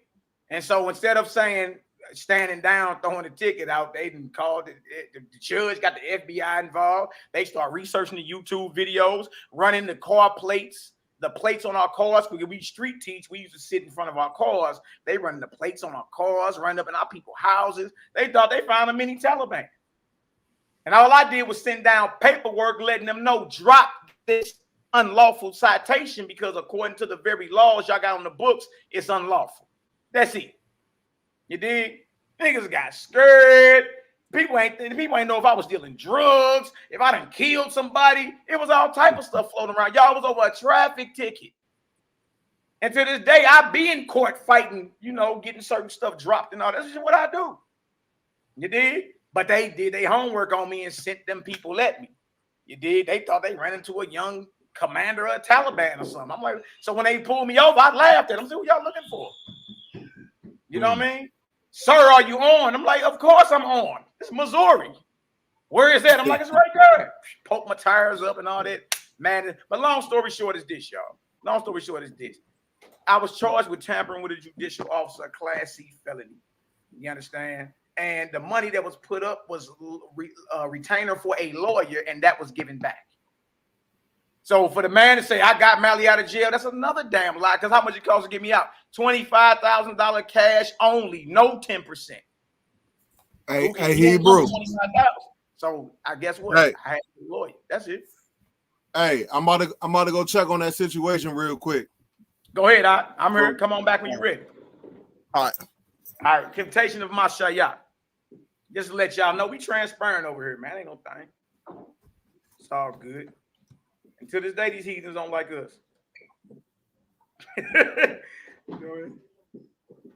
Okay, bang. Shalom, brother Malaki. This David Mazan. I just finished the Meats of Devils, brother. That was fire 100. Still off of the meats for 1 year now. But what you brought out was profound. All praises to the Creator. That's right. All praises to the Most High, man. All praises. He said, I'm telling you, brother, Malaki is not for everyone. Yeah, I know, bro. I'm a whole nother monster. But it's love, though, man. Like, I ain't into, it's all love. I just want to chop it up with brothers and sisters. You dig? So if he in here talking about 9,800, the only thing he could possibly be talking about is that lawyer money that was given back 3 days later. Other than that, I don't know what this Negro was talking about or what he's hearing. King Kong Buddha. Yeah, it's behind us, brother. You dig? We all good. My brother Gabar EL, my brother out of KC. Bless up. Sila Shalom TV. Peace to the righteous gods and goddesses. Creator gang in the building. Bless up, brother. All right, temptation of Mashiach. Now, this is important. This is Peter again talking about Mashiach being tempted. All right. Now, we've been showing you that James, the Messiah's brother, is the leader of the movement. It is not Paul. We just showed you Paul tried to kill James. Just threw him off the top, tried to kill him, left him paralyzed. Thought he was dead. And that don't mean that anybody from living a certain way can't be redeemed. I'm never saying that. You understand? But naturally, you're going to look at this man with a jaundiced eye. You know what I'm saying? You don't do nobody in the streets like that. Look, you don't do slave master like that. Slave master been hanging and whipping and peeling skin and doing all that. No? You don't just, he just get to come around you and say, voila, I believe in your God now. And you just fully believe and trust him. No, he got to earn your trust. Paul doing the same thing, was murdering, killing, destroying the Nazarenes and their saints. So naturally, people gonna look at you. If you had to change your heart, that's natural for every man, woman, and child to look at you suspect. Man, you suspect. That's an old boy that murdered all our people. They naturally gonna look at him suspect. Now watch this. This we would have you know surely that a demon has no power against a man unless one voluntarily submit himself to his desires. Whence even that one who is the prince of immorality. Who's the prince of immorality? You dealing with Slick Willie. You understand? The carnal self, Satan, approached him who, as we have said, is appointed of Yahweh, King of Peace, tempting him and began to promise him all the kavod, all the glory of the world, because he knew that when he had offered this to others for the sake of deceiving them, they had worshipped him.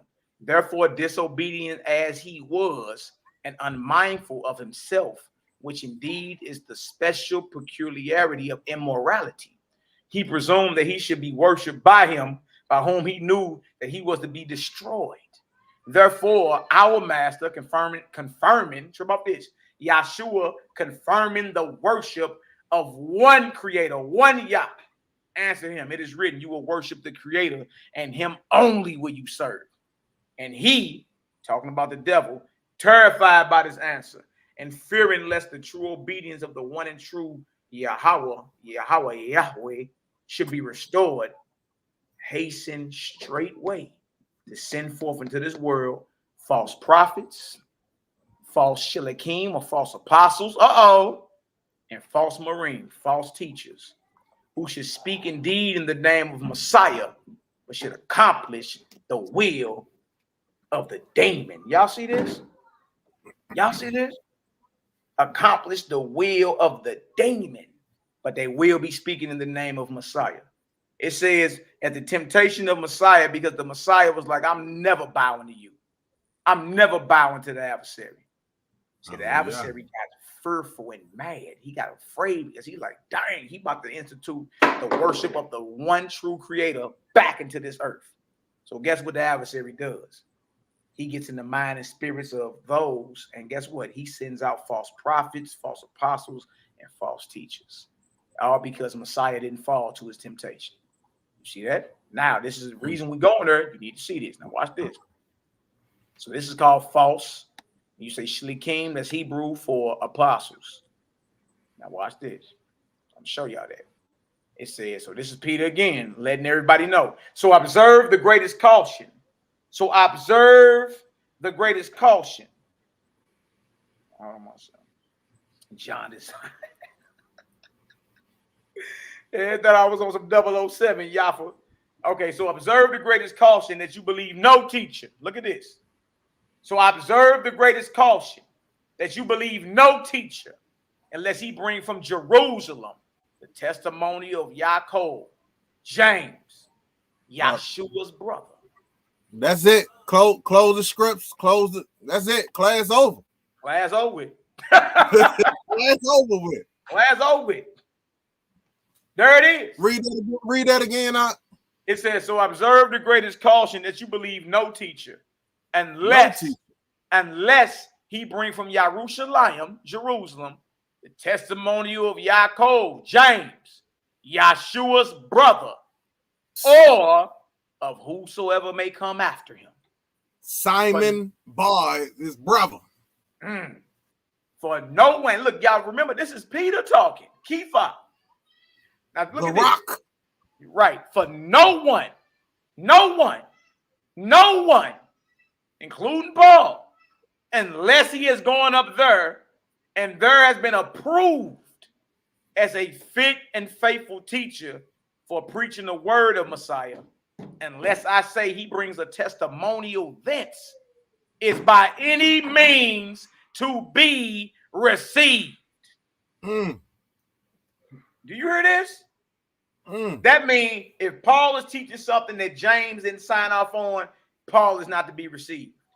Paul is not to be received if he's teaching something that has not been signed off on by Yaakov HaSedek, Yahshua HaMashiach's biological brother, the leader of the Nazarene movement when Yahshua transitioned.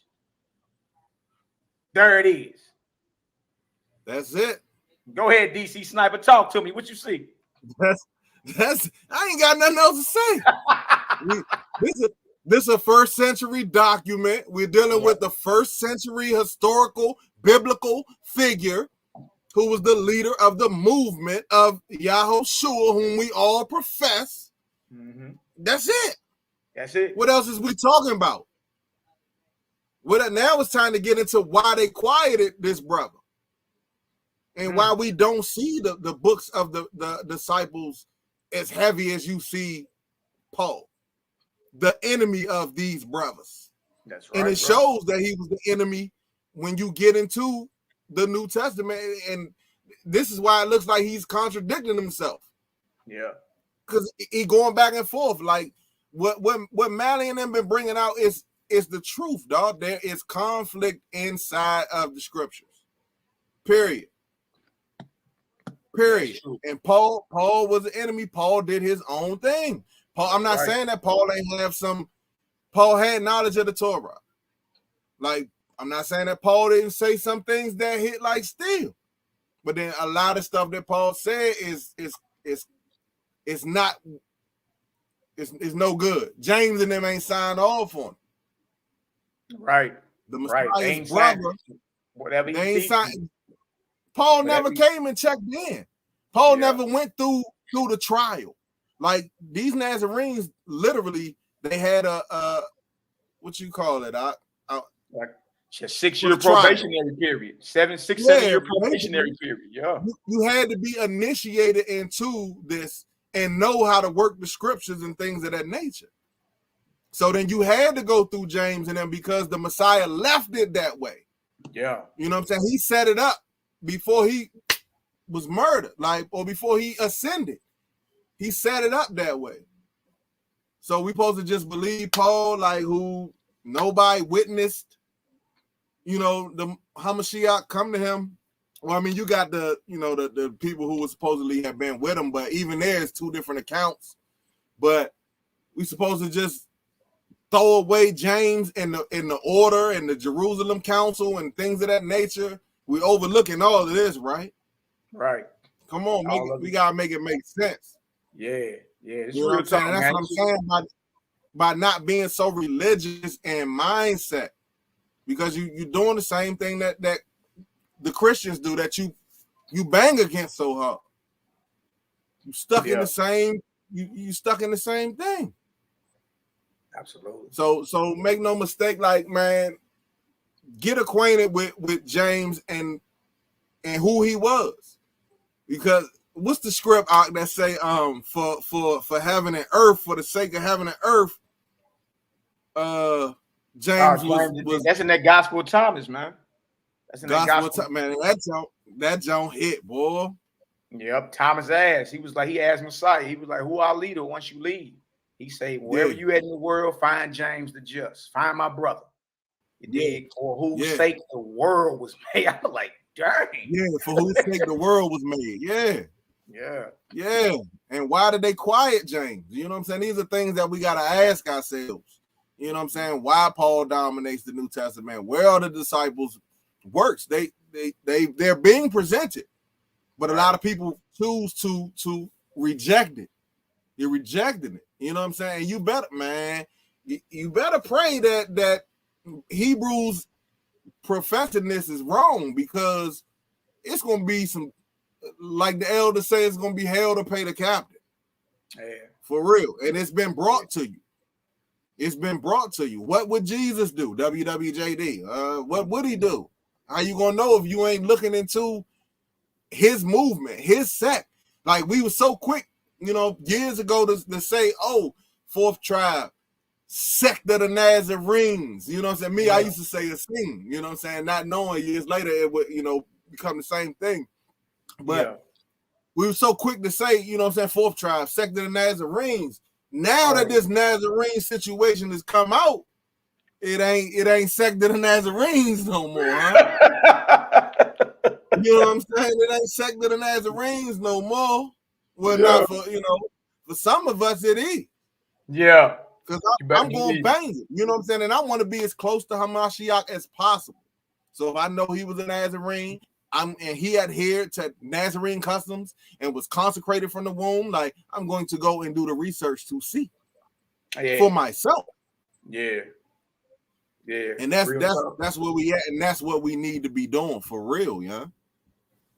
My bad, I said Jan. That's a DC slang, but that's a DC thing, Jan. Slim Mo Bob, Jan. So look, we see right here, right? He say, unless I say he brings a testimonial, thence is by any means to be received, right? Look at this. But let neither prophet nor apostle be looked for you by you at this time, besides us. You repeat the same thing Kepha saying? Stop looking for other apostles. Let nobody be received besides us, for there is one prophet of truth. There's one NehemiYAH, whose words we 12 apostles preach. For he is the accepted year of the Most High, having us apostles as his 12 months. He said us 12 apostles represent the 12 months of the Most High's year, which represents Messiah. That's cold. Each one of us represent a month in the calendar. And a tribe. That's man. But for what reason the world itself was made, or what diversities have occurred in it, and why our master, coming for its restoration, has chosen and sent us 12 apostles, will be explained more at length at another time. Meantime, he has commanded us to go forth to preach and to invite you to the supper of the heavenly King, which the Father has prepared for the marriage of his Son, and that we should give you wedding garments, that is, the favor of immersion, mikvah, which whosoever obtains as a spotless robe, with which he is to enter to the supper of the King, ought to beware that it be not in any part of it stained with sin, and so he being rejected as unworthy and reprobate. I just wanted to go there first to show that it's already established by the top apostles. Whoever called themselves teaching and didn't go get stamped valid, their doctrine didn't get stamped valid by YHWH'S, Yahshua HaMashiach's brother, they are not to be received, nor should they be looked for as approved as a faithful teacher. If y'all got some understanding so far, give me a Yahoo up in the chat. You did. We just cooking a little taste. We ain't even warmed up yet, my brother. Ain't about nothing. Ain't about nothing to it. Ain't nothing new, baby. All right, all prayers here, everybody in the chat. We good. All right, so look, I want to go to Acts, the first chapter next. All right, because that was Nazarene. That was Nazarene, Acts of the Apostles, my brother David Mazon. Nazarene, Acts of the Apostles, or the recognitions of Clement. Clementine homilies, Clement of Rome. Yeah, you that find all Clement that was brought out. It did. So we just learned. That's right. James was the shot caller. That's what my Joseph Evans is saying. James was the shot caller. He the one that run it. You got to go it through you. You got to run it through him. All right. Now let's go to Acts, the first chapter. Let's show what does it require. What does it take to even be an apostle? Because either Paul is a real apostle or he's self-proclaimed. One or the other. You did. Either these men out here today are real apostles. Some certain Israelites call themselves apostles, or they're self-proclaimed. Let's go see what it takes. Let's go see what it takes to be an apostle of Yahshua. All right, straight scripture, no add-ons, no additives, no nothing. All right, let me stop sharing that real quick. Then jump on back in. We're going to go to Acts 1. We're going to start at verse 15. My brother Yisrael in the building. Bless up, King. My beloved brother from the Chitty Chai, baby. Good to see you in the building. Shem Mordecai in the building. Bless up. Marcus Israel in the building. Bless up. Brother Yahudah. I see y'all in the building. Bless up, man. Peace, love, light, and healing to you, brothers. All right, let's share the screen. Show y'all something real quick. Now, this is what we do. We ain't new to it. We ain't new to this at all, man. Easy work. All right, Yakin Mac, the DC sniper. We're going to start around verse 15. And y'all write this down. This is for anybody today claiming they an apostle, or even for Paul to claim he an apostle. If I stepped up and said I was an apostle, I would have to fit this criteria right here. And if not, guess what? Go sit down somewhere, Nick Rowe. You ain't no apostle. It's just that simple. All right. So look, let's get into it. All right. Okay. Acts 1:15. Bro, say if I say I'm an astronaut, does that make me one? Nope. Paul made this stuff up. Yeah, there's a lot to it. But we're gonna get into it, right? Acts 1. Let's start at 15, brother. All right, here we go. And in those days, Peter stood up in the midst of the disciples and said, the number of names together were about 120. Stop right there. Stop right there. Stop right there. So other than the 12, the original Yahshua movement in its early stage was 120 heads. And in the early stage, it was 120 men and women that was up in that upper room in Acts, the 2nd chapter. The fiery tongues and all that. So it went from 120 to thousands. All right. So 120. Quickly, though. Yeah, within days. All right, go ahead. All right, men and brethren, this scripture must needs have been fulfilled, which the Holy Spirit by the mouth of David spake before concerning Judas, which was guide to them that took Yahshua. Mm-hmm. For he was numbered with us and had obtained part of this ministry. Come on. Now this man purchased a field with the reward of iniquity, and falling headlong, he burst asunder in the midst, and all his bowels gushed out. Talk about how Judas killed himself. Now trip off this. There are 2 accounts of Judas' death in the Bible. Did he die twice? No. You know what I mean? One say, like this one right here says, he fell headlong. Y'all, that means he threw himself off a cliff head first. That what headlong mean. The other one say he hung himself. You know what I mean? But that one right there say falling headlong. That means he went head first off a cliff, and his guts or his bowels gushed out. All right, go ahead. And it was known unto all the dwellers at Jerusalem, insomuch as that field is called in their proper tongue Al-Qadama, is to say the field of blood. For it is written in the book of Hold on one second. Hold on one second. Hold on one second. Let me.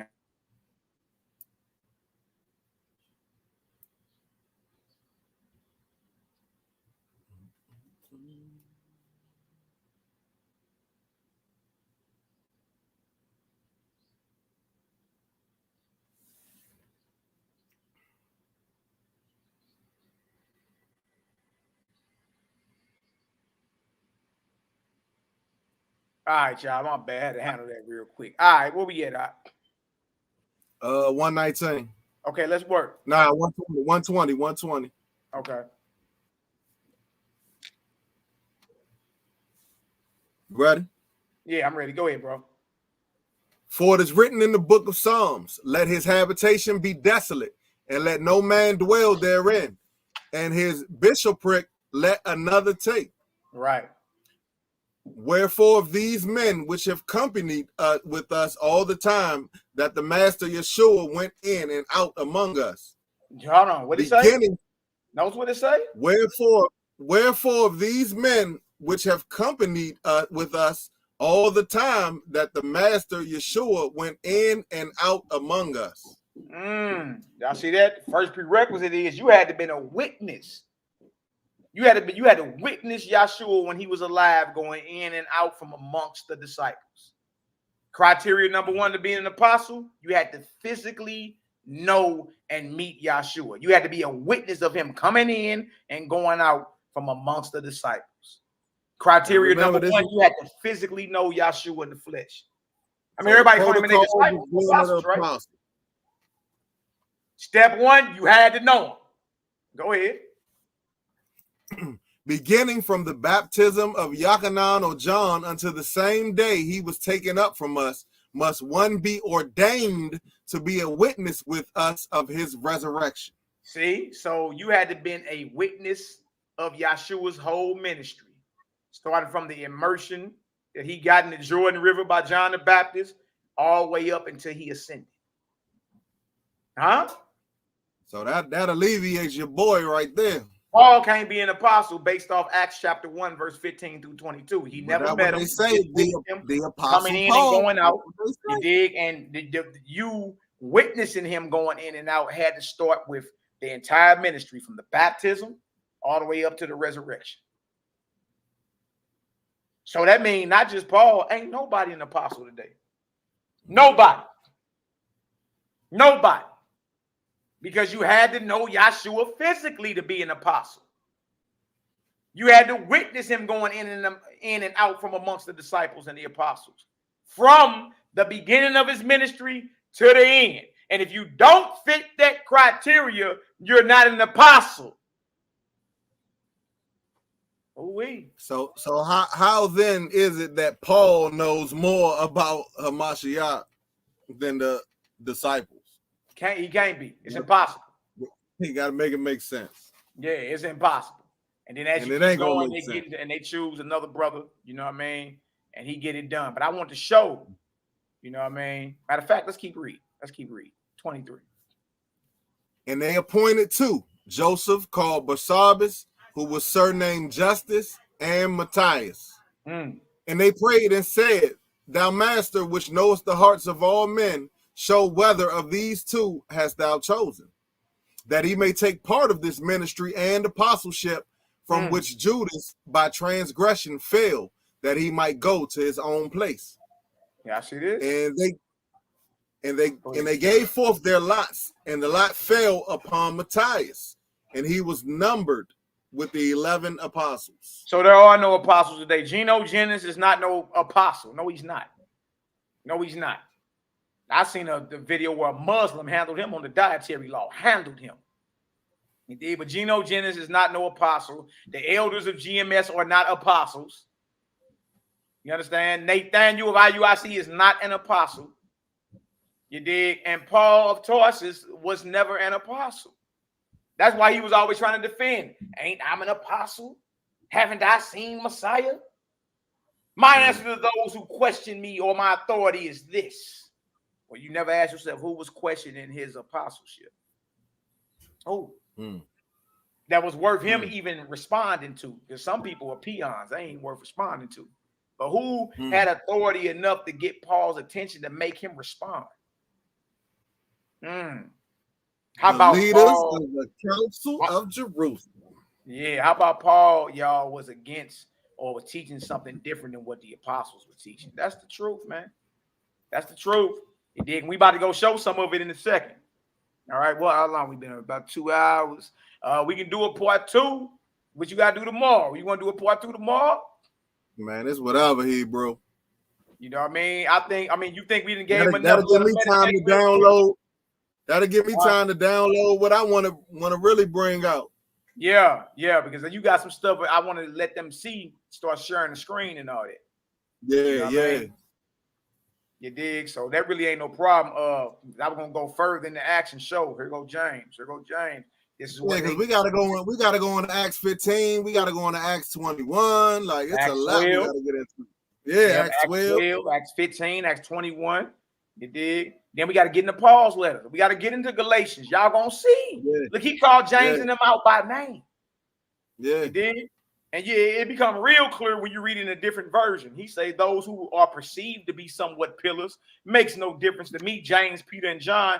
God accepts no man person. That's in Galatians 2. Yeah. You see? Because what Paul was teaching was different than them. So they would be sending men to check Paul in his teaching. Like that ain't what we told you to teach. So then Paul, if you go back to Galatians 1, Paul say, though we or an angel from heaven bring you any other gospel than that which you have received, count them cursed. Who he cursing? Who got a different gospel? Who would bring the church of Galatia and the church of Corinth and the church in Antioch a different message than what Paul was bringing? Who? Who had the authority? You see? That he had a problem with the disciples. Think about it. Paul got into it with Barnabas. Yeah. Paul got into it with Peter. Paul got into it with James. And as you keep reading Paul, guess what Paul say? It goes from the gospel to my gospel. My gospel. He had his own. And peep this, like Peter was already the one who was assigned to go speak to the Gentiles by James. Yeah. It was never Paul. Yeah. It was never Paul. And you know what's like crazy? Paul ain't come check in until later, man. We gonna get into it. Yeah, like Acts in the Acts, like later on in the Acts, he say, "Fine, man." Galatians, he tell it all. He tell it all right in Galatians. Like, look, this is what it is. He bring up James, Peter. He bring up James, Peter, and John. He claimed he checked Peter based off table fellowship. You know what I mean? Him and Barnabas get into it. Like, so it was something totally different that was going on, is what I'm saying. A lot of people don't understand that. The Messiah had left structure, order, leadership. We showed you real quick today. A lot of people didn't even know the Messiah had brothers. James was the one that got the lead. That's why in Acts 15, when they show up in Jerusalem, they got to go check in with James. Barnabas even knew it. You out here teaching, you got to go holler at James. You see? And that's what it's about. And when you slow down and start seeing everywhere Paul got a problem, well, hold on, is he talking about the disciples? He talking about long hair is feminine. That's in 1 Corinthians. Niggas say long hair is feminine. It's unnatural. Who in his day would have had the long hair?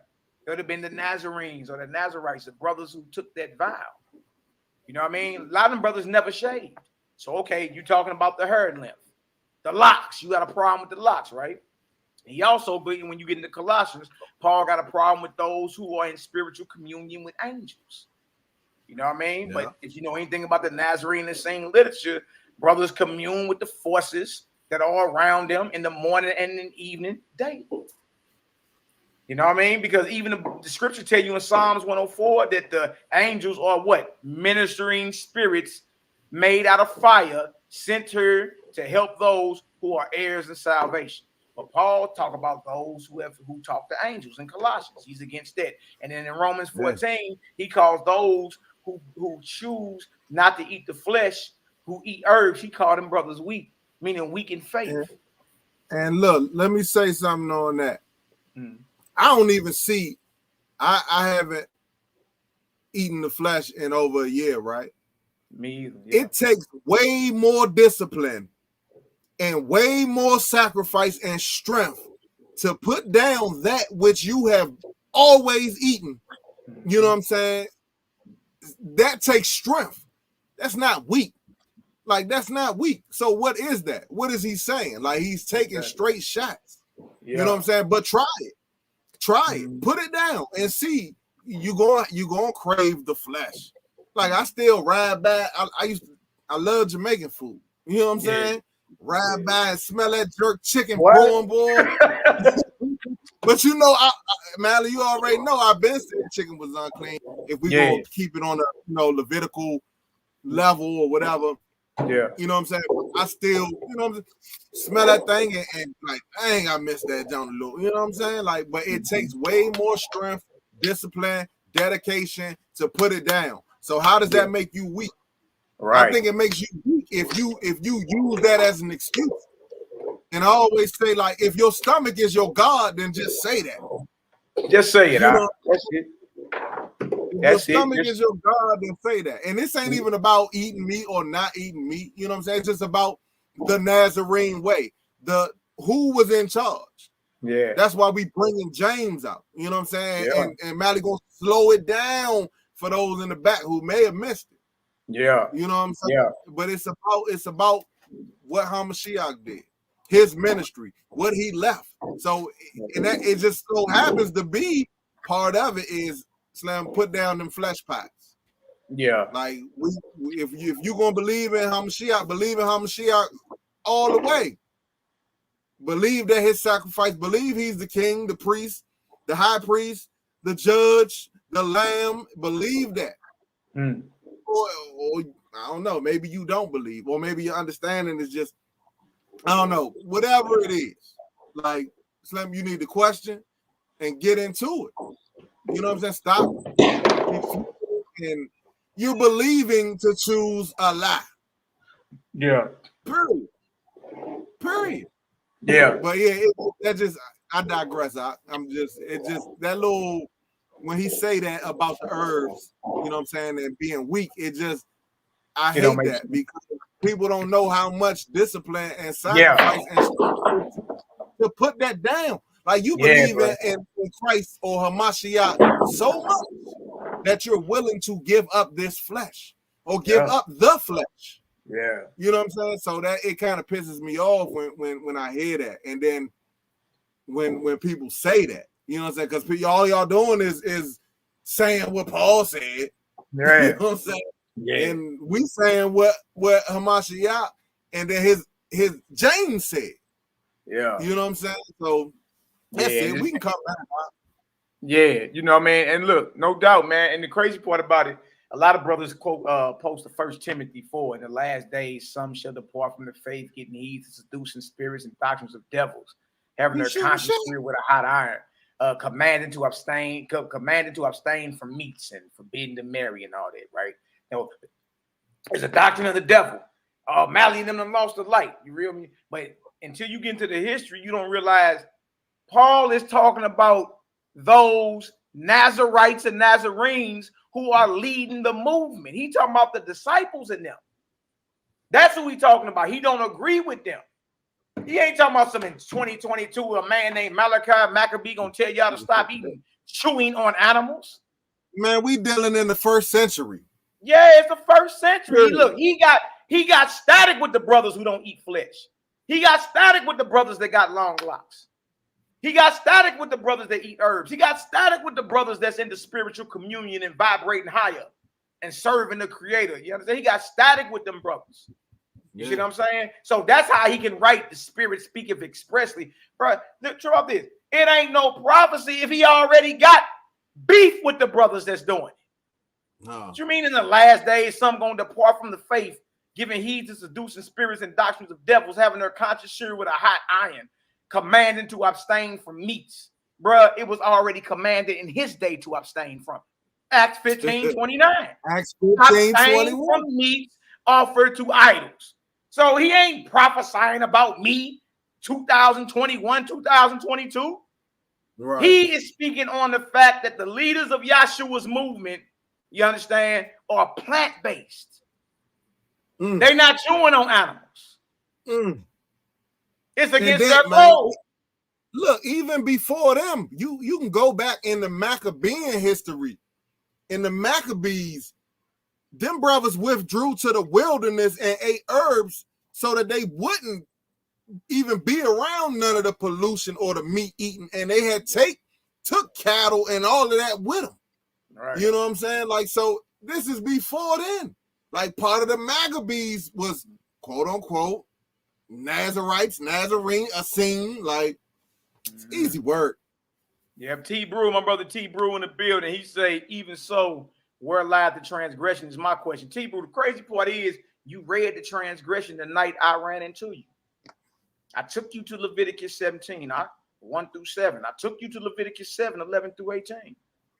The transgression is if it's meats or flesh offered to idols. The transgression is this. You're guilty of bloodshed. You stand in jeopardy of being cut off. The flesh you eating is abomination. And it's considered offered to devils. That's where the transgression is at. That's the transgression. It's going against what James commanded Paul, is going directly against the laws in the Torah concerning processing and properly preparing. Everybody eating flesh today, but nobody is even talking about how was this animal killed? Was it killed according to the law that I say I follow? Huh? How long it's been dead? Because you can't eat dead flesh. Has been dead longer than 2 days. And look, once you start asking yourself those questions, T Brew, then you be like, well, dang, no, you can't lawfully eat because you can't lawfully kill it according to how the Torah say kill it. And that's if you're dealing with the flesh laws. All right. So T Brew, that either you was listening that night or not, but I sense you a sincere brother. All right.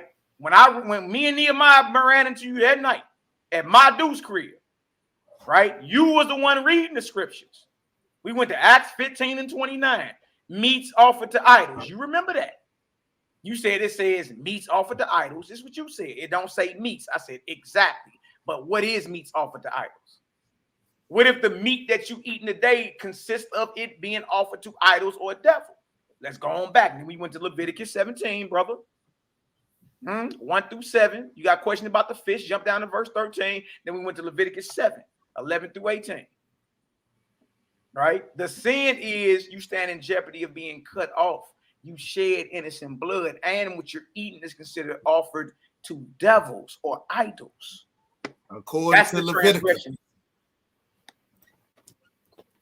That's the transgression in it. It's real simple. You know what I mean? So it's real simple. I go back and reread. Maybe you didn't remember all the scriptures we gave you, but I just gave them to you again. Matter of fact, NehemiYAH got all of them. Send all them scriptures about meats off the idols to T Brew. T Brew, if you gonna read all of it and study it, then send it to him. But if you ain't gonna read it like some of the bros do, they okay. You know what I mean? But don't got no answer. And if we wrong on the breakdown, T Brew, you get us straight and show us what is flesh offered to idols consists of according to the Torah. Show it to us. Show it to us. You know what I mean? Give us your breakdown. And we'll listen to it. You dig? And then, we're going to see if it hold up. But T Brew, you remember, look, we seen you and I was like, look, we're going to talk about the elephant in the room or not. Huh? And then we got it, right? We got to talking about it.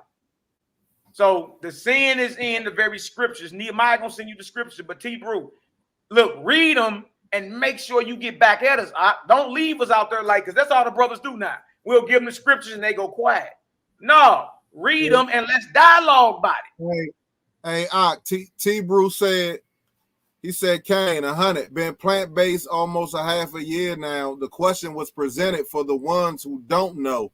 We solid. All right, T Brew. Man, I ain't even know, brother. I ain't even know. That's what's up. You know what? That was about the time we bumped into the brew. And we got it on right on the north side in my Deuce crib. You know what I mean? That what's up, brother. All praises, man. Hey, man. Hey, I praise the Most High. And hey, bro, man, you be blessed on your journey, YAHKI. You're going to feel a lot better, man. I'm telling you. Okay, I'd say I follow. It's 100. All right, that's what's up. I ain't know. That's what's up. All right, somebody else. Hey, go ahead. What you say, YAHKAN? I was just gonna say before we got out, can you pull up in the Gospel of Nazarene, chapter 46? I just want to read that jump. Yep. As we close out, you know what I'm saying? Yep. Now trip out this. I say right here, this is a good question. He said, but can we say that when Paul was on the road to Damascus, the Messiah said, "Why persecute thou me?" And he was transformed. And can we say that he was ordained by the Messiah to be an apostle? Look, that's an excellent question. The thing about this, RJ Israel, is this. Go read all the accounts of Paul's conversion on the road to Damascus. All right, go read it in Acts 9, Acts 22, Acts 26, and Galatians, the 1st chapter. And tell me if those 4 accounts line up. They should harmonize. If Messiah came to you right now, you gonna remember every detail of that stuff. You know what I mean? It ain't gonna be no discrepancies. You dig? So understand this. Go ahead, bro. Now I was about to say, and then with that, like for me, like being as though we know that Hamashiach left a certain order, I feel like he would have went to James and said, "Hey Jay, like I'm about to do this." You know what I'm saying? Yeah. I'm about to, because it's a lot. I feel like he would have went to James and let James know. You know what I'm saying? Like this is what it is. Yeah. He would have been. Look, if Messiah sets this order up, and then Messiah in spirit comes to Paul, why would Messiah let Paul know, you go check in with my brother? You understand? Yeah. Because about this, there's this understanding that Paul is the apostle to the Gentiles.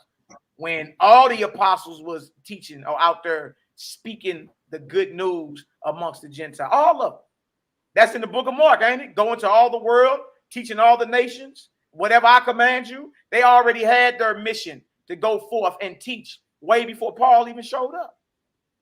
And you got Peter in Acts 10 already doing it. Way before Paul ever showed face. You see what I'm saying?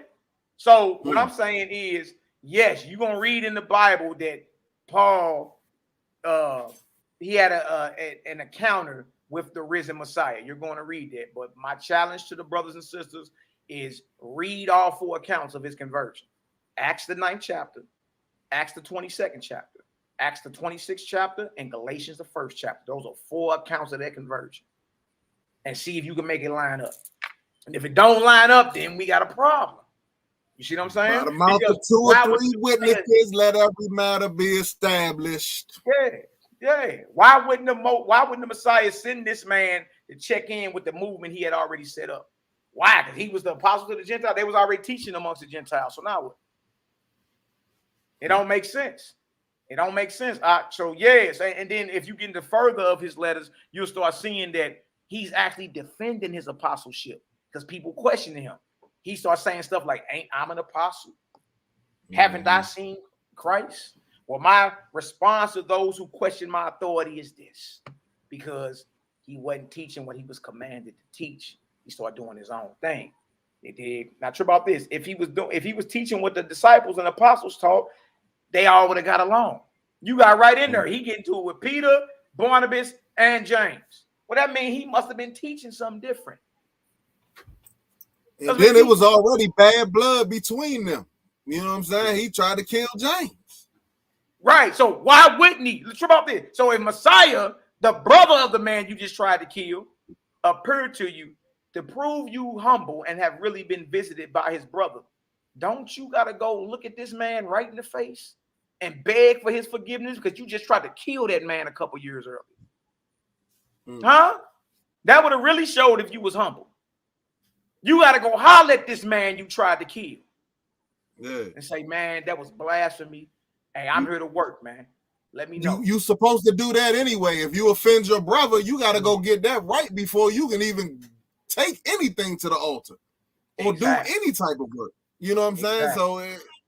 So yeah, bro. So that's something to check out, man. You dig, man? All praise to the Most High. Let's read us a psalm. Let's read us a psalm or something. Hey, hold on. Go to the Gospel of Nazarene, chapter 46. That's right. I got you. Chapter 46. I'm gonna just read the jump real quick, and then we be You know what I'm saying? I'm good. I just want to get it out of the way. I got you, bro. I got that already. Matter of fact, let me go to my Yeah, I phone. figured you would. Yeah, I already got that. But yeah, man, y'all get this book, man. Y'all get this book, man. And when you get this book, read the historical context in this book. Don't just pick the joint up and start reading. Like, read everything so you will know. Like, this is a for sure first century document. Yeah. Since we're dealing in the first century. That's right. Read. Oh, hey, look, when I read that historical introduction and preface and all that, I was like, good night, boy. It's over. Nice. It's over. Like, dang. Like, that's everything you need right there. Everything you need right there to properly defend what it is. It's right in the beginning of that deal.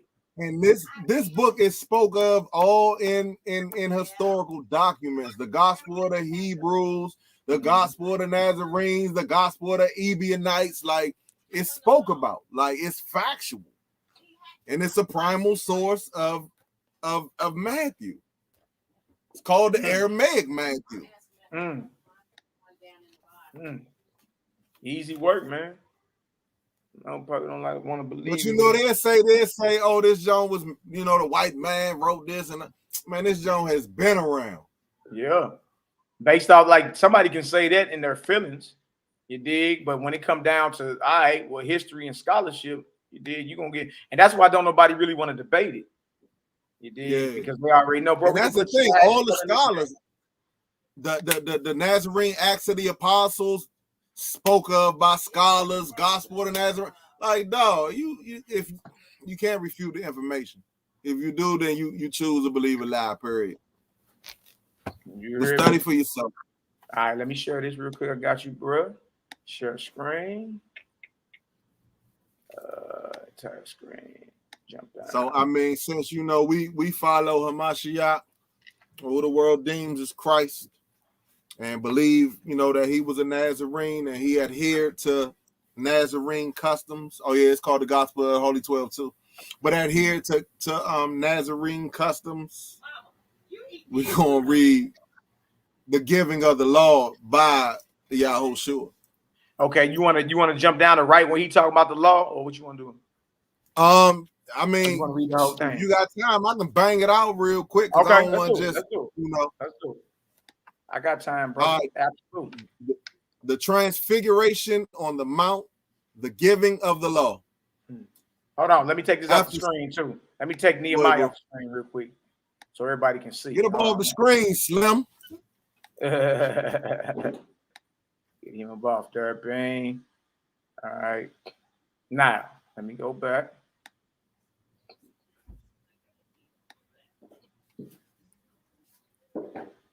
And bro, stop me if something jump out at you. Okay. That's work, all right? All right, the transfiguration. Oh, this is the Gospel of the Nazarenes, chapter 46, the transfiguration on the mount and the giving of the law. After 6 days, when the Feast of Tabernacles was nigh at hand, Yahshua took the 12 and brought them up to a high mountain. And as he was praying, the fashion of his countenance was changed, and he was transfigured before them. His face did shine as the sun, and his raiment was white as the light. And behold, there appeared to him Moses and Elijah, talking with him and speaking of the law and of his purpose, which he should accomplish at Jerusalem. And Moses spoke, saying, this is he of whom I foretold, saying, a prophet from the midst of the brethren, like unto me, shall the Eternal send to you, and that which the Eternal speaks to him shall he speak to you. And to him shall you listen, and whoso will not obey shall bring upon themselves their own undoing. Then Peter said to Yahshua, Rabbi, it is good for us to be here. If you will, let us make here 3 tabernacles, one for you, one for Moses, and one for Elijah. And while he yet spoke, behold, a bright cloud overshadowed them, and 12 rays as of the sun issued from behind the cloud. And a voice came out of the cloud which said, this is my beloved son, in whom I am well pleased. Hear him. And when the disciples heard it, they fell on their faces and were greatly amazed. And Yahshua came and touched them and said, arise and be not afraid. And when they had lifted up their eyes, they saw no man save Yahshua only, and 6 glories were seen upon him. And Yahshua said to them, behold, a new law I give to you, which is not new, but old. Even as Moses gave the 10 commandments to Israel after the flesh, so also I restore them to you for the kingdom of the true Israel after the Spirit. For who are the true Israel? Even they of every nation and tribe who work righteousness, love, and have mercy, and keep the commandments of the law. These are the true Israel. And standing, Yahshua spoke, saying, hear, O Israel, the master creator is one. Many are my seers and my prophets. In me all live and move and have sustenance. Ye shall worship the one eternal, unbegotten master creator, of whom all things are made. Ye shall not take away the life of any creature, nor yet torment it. Ye shall cherish and protect the weak, the oppressed, and all creatures that suffer wrong. Ye shall not eat the flesh, nor drink the blood of any slaughtered creature, nor yet anything which brings disorder to your health or senses. Whoa. Ye shall eat. What? Yeah.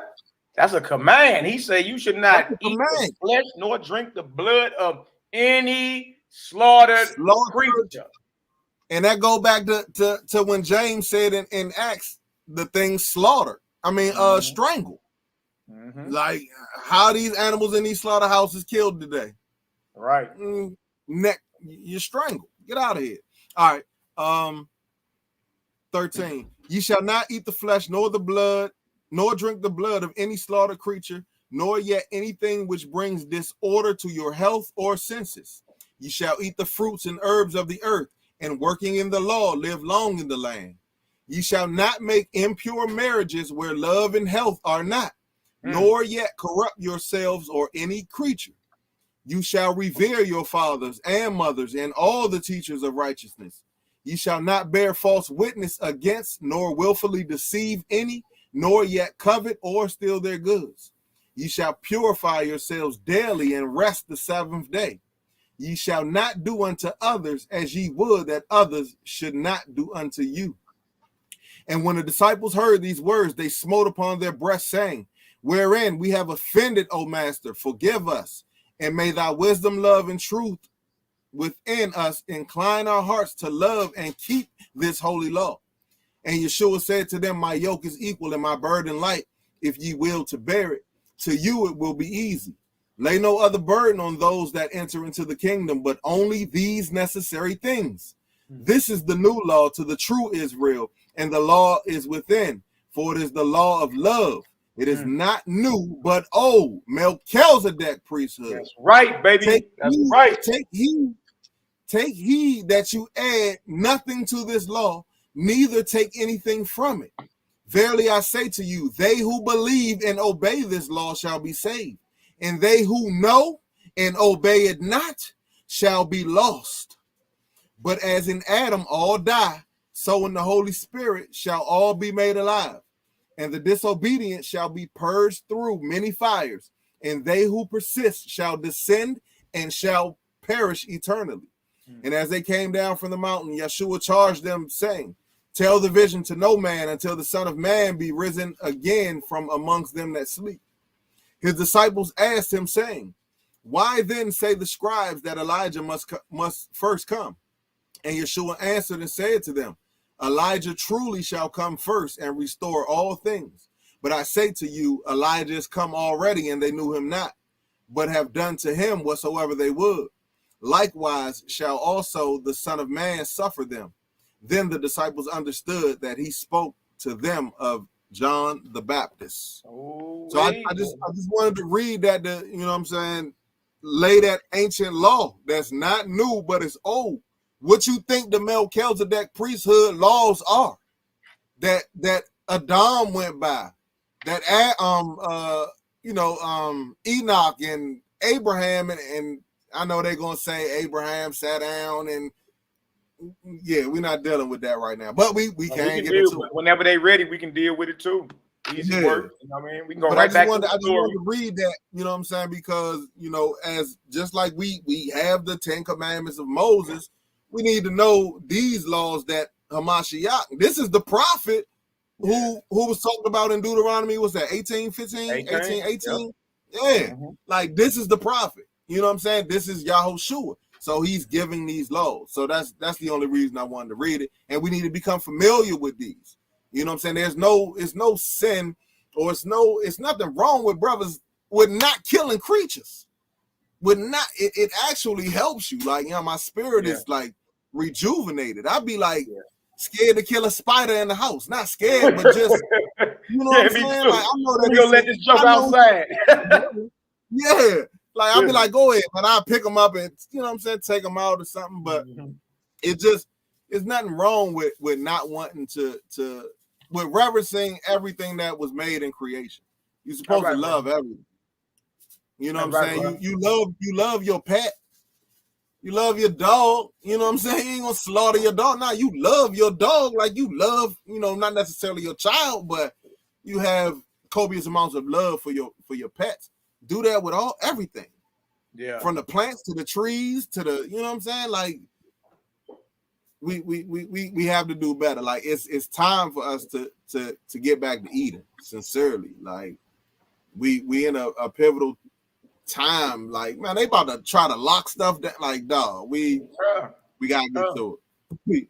Yeah. Then they tripping about about the food shortages and all that too. And it's mainly the flesh. It's mainly the flesh, everybody. I'm like, bro, look, bring your body under discipline. Learn the discipline. You understand? Or learn the discipline that gut. Get yourself together, man. It really ain't. I think the Most High. Look, it went by. I've been doing this over a year now. Last April. You too. Last April was when I stopped eating flesh right after the Passover. You understand? And roughly the best I ever felt in my life. I feel like I'm 20 again. Like, you know what I mean? Hawk a joker down, jump fences, whatever. Get out of there. It was good, baby. Man, I done dropped weight. I don't even work out. I done dropped weight. Wake up in the morning, breath don't smell like 10 levels. It might be on 6. You know what I'm saying now?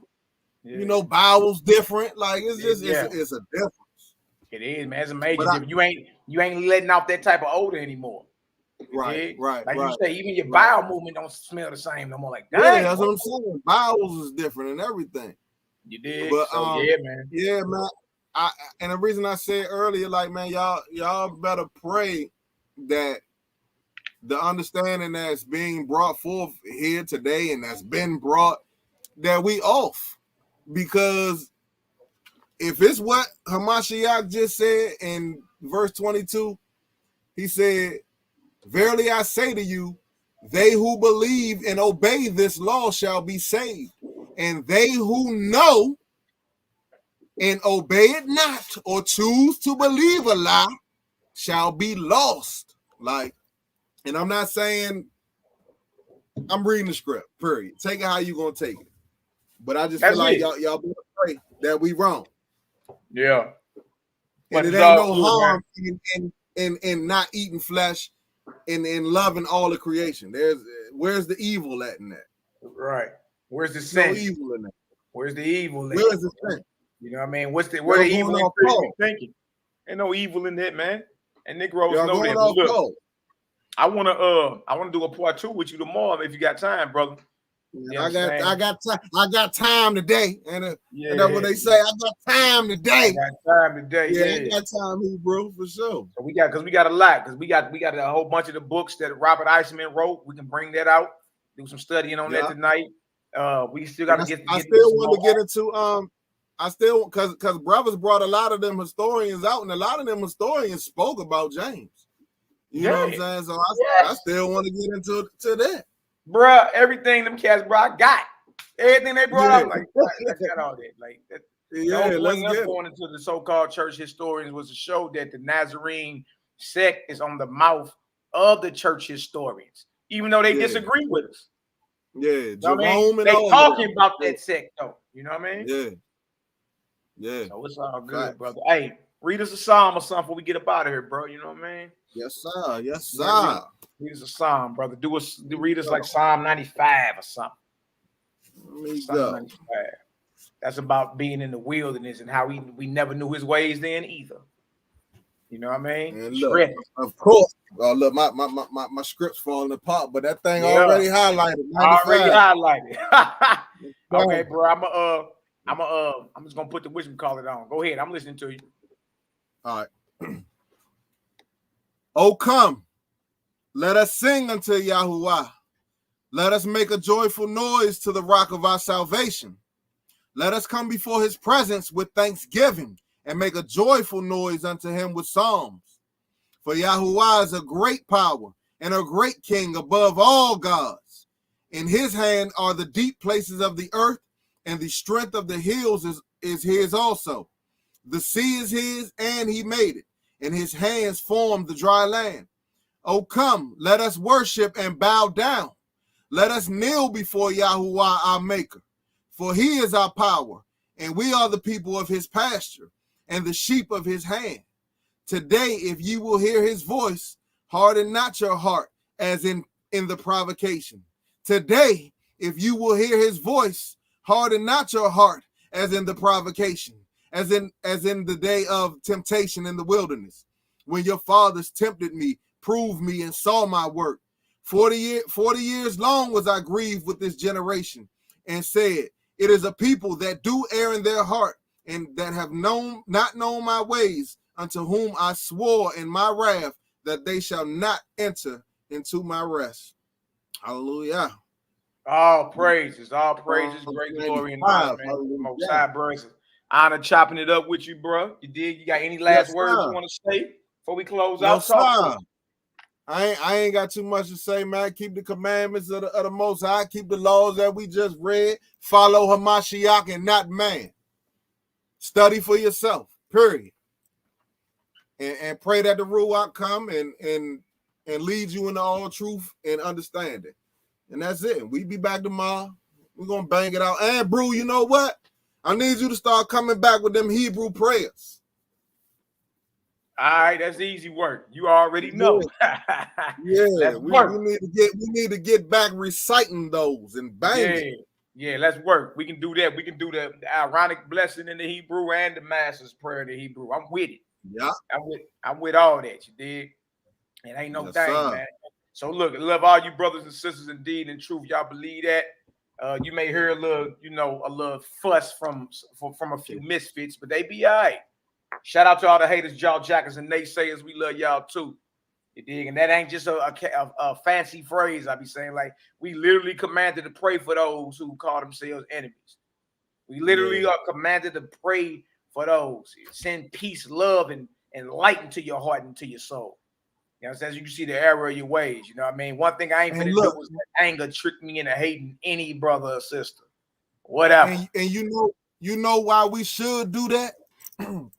Because nobody feels that but you.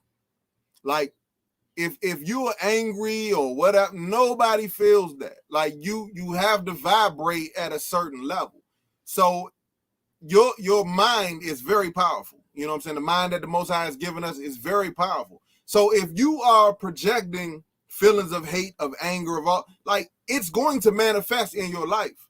But if you're projecting feelings of peace and happiness, and you're meditating on the things spoke of in Philippians 4 and 8 and things of that nature, like, it's going to manifest in your life. So if anything, one, we're commanded, but two, do it for your benefit. Like, bless those who curse you and things of that nature. I know it's hard with this flesh, you know what I'm saying, this animal skin, but do it. You know what I'm saying? You'll feel better. You know what I'm saying? And you're commanded to do it. So, yes. That's it. Shalom, family. Shalom, my brother. Abundant blessings to you and yours. And you already know, clip up. You know what I mean? Likewise, King. All that. Likewise, King. I get with you on the other side. All right, we'll chop it on up. Hey, look, love all y'all brothers and sisters indeed and true.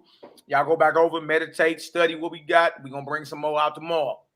You know what I mean? You know what it is. Bang, bang, Maccabee gang, sect of the Nazarenes. What's up? Yeah, all that. All that.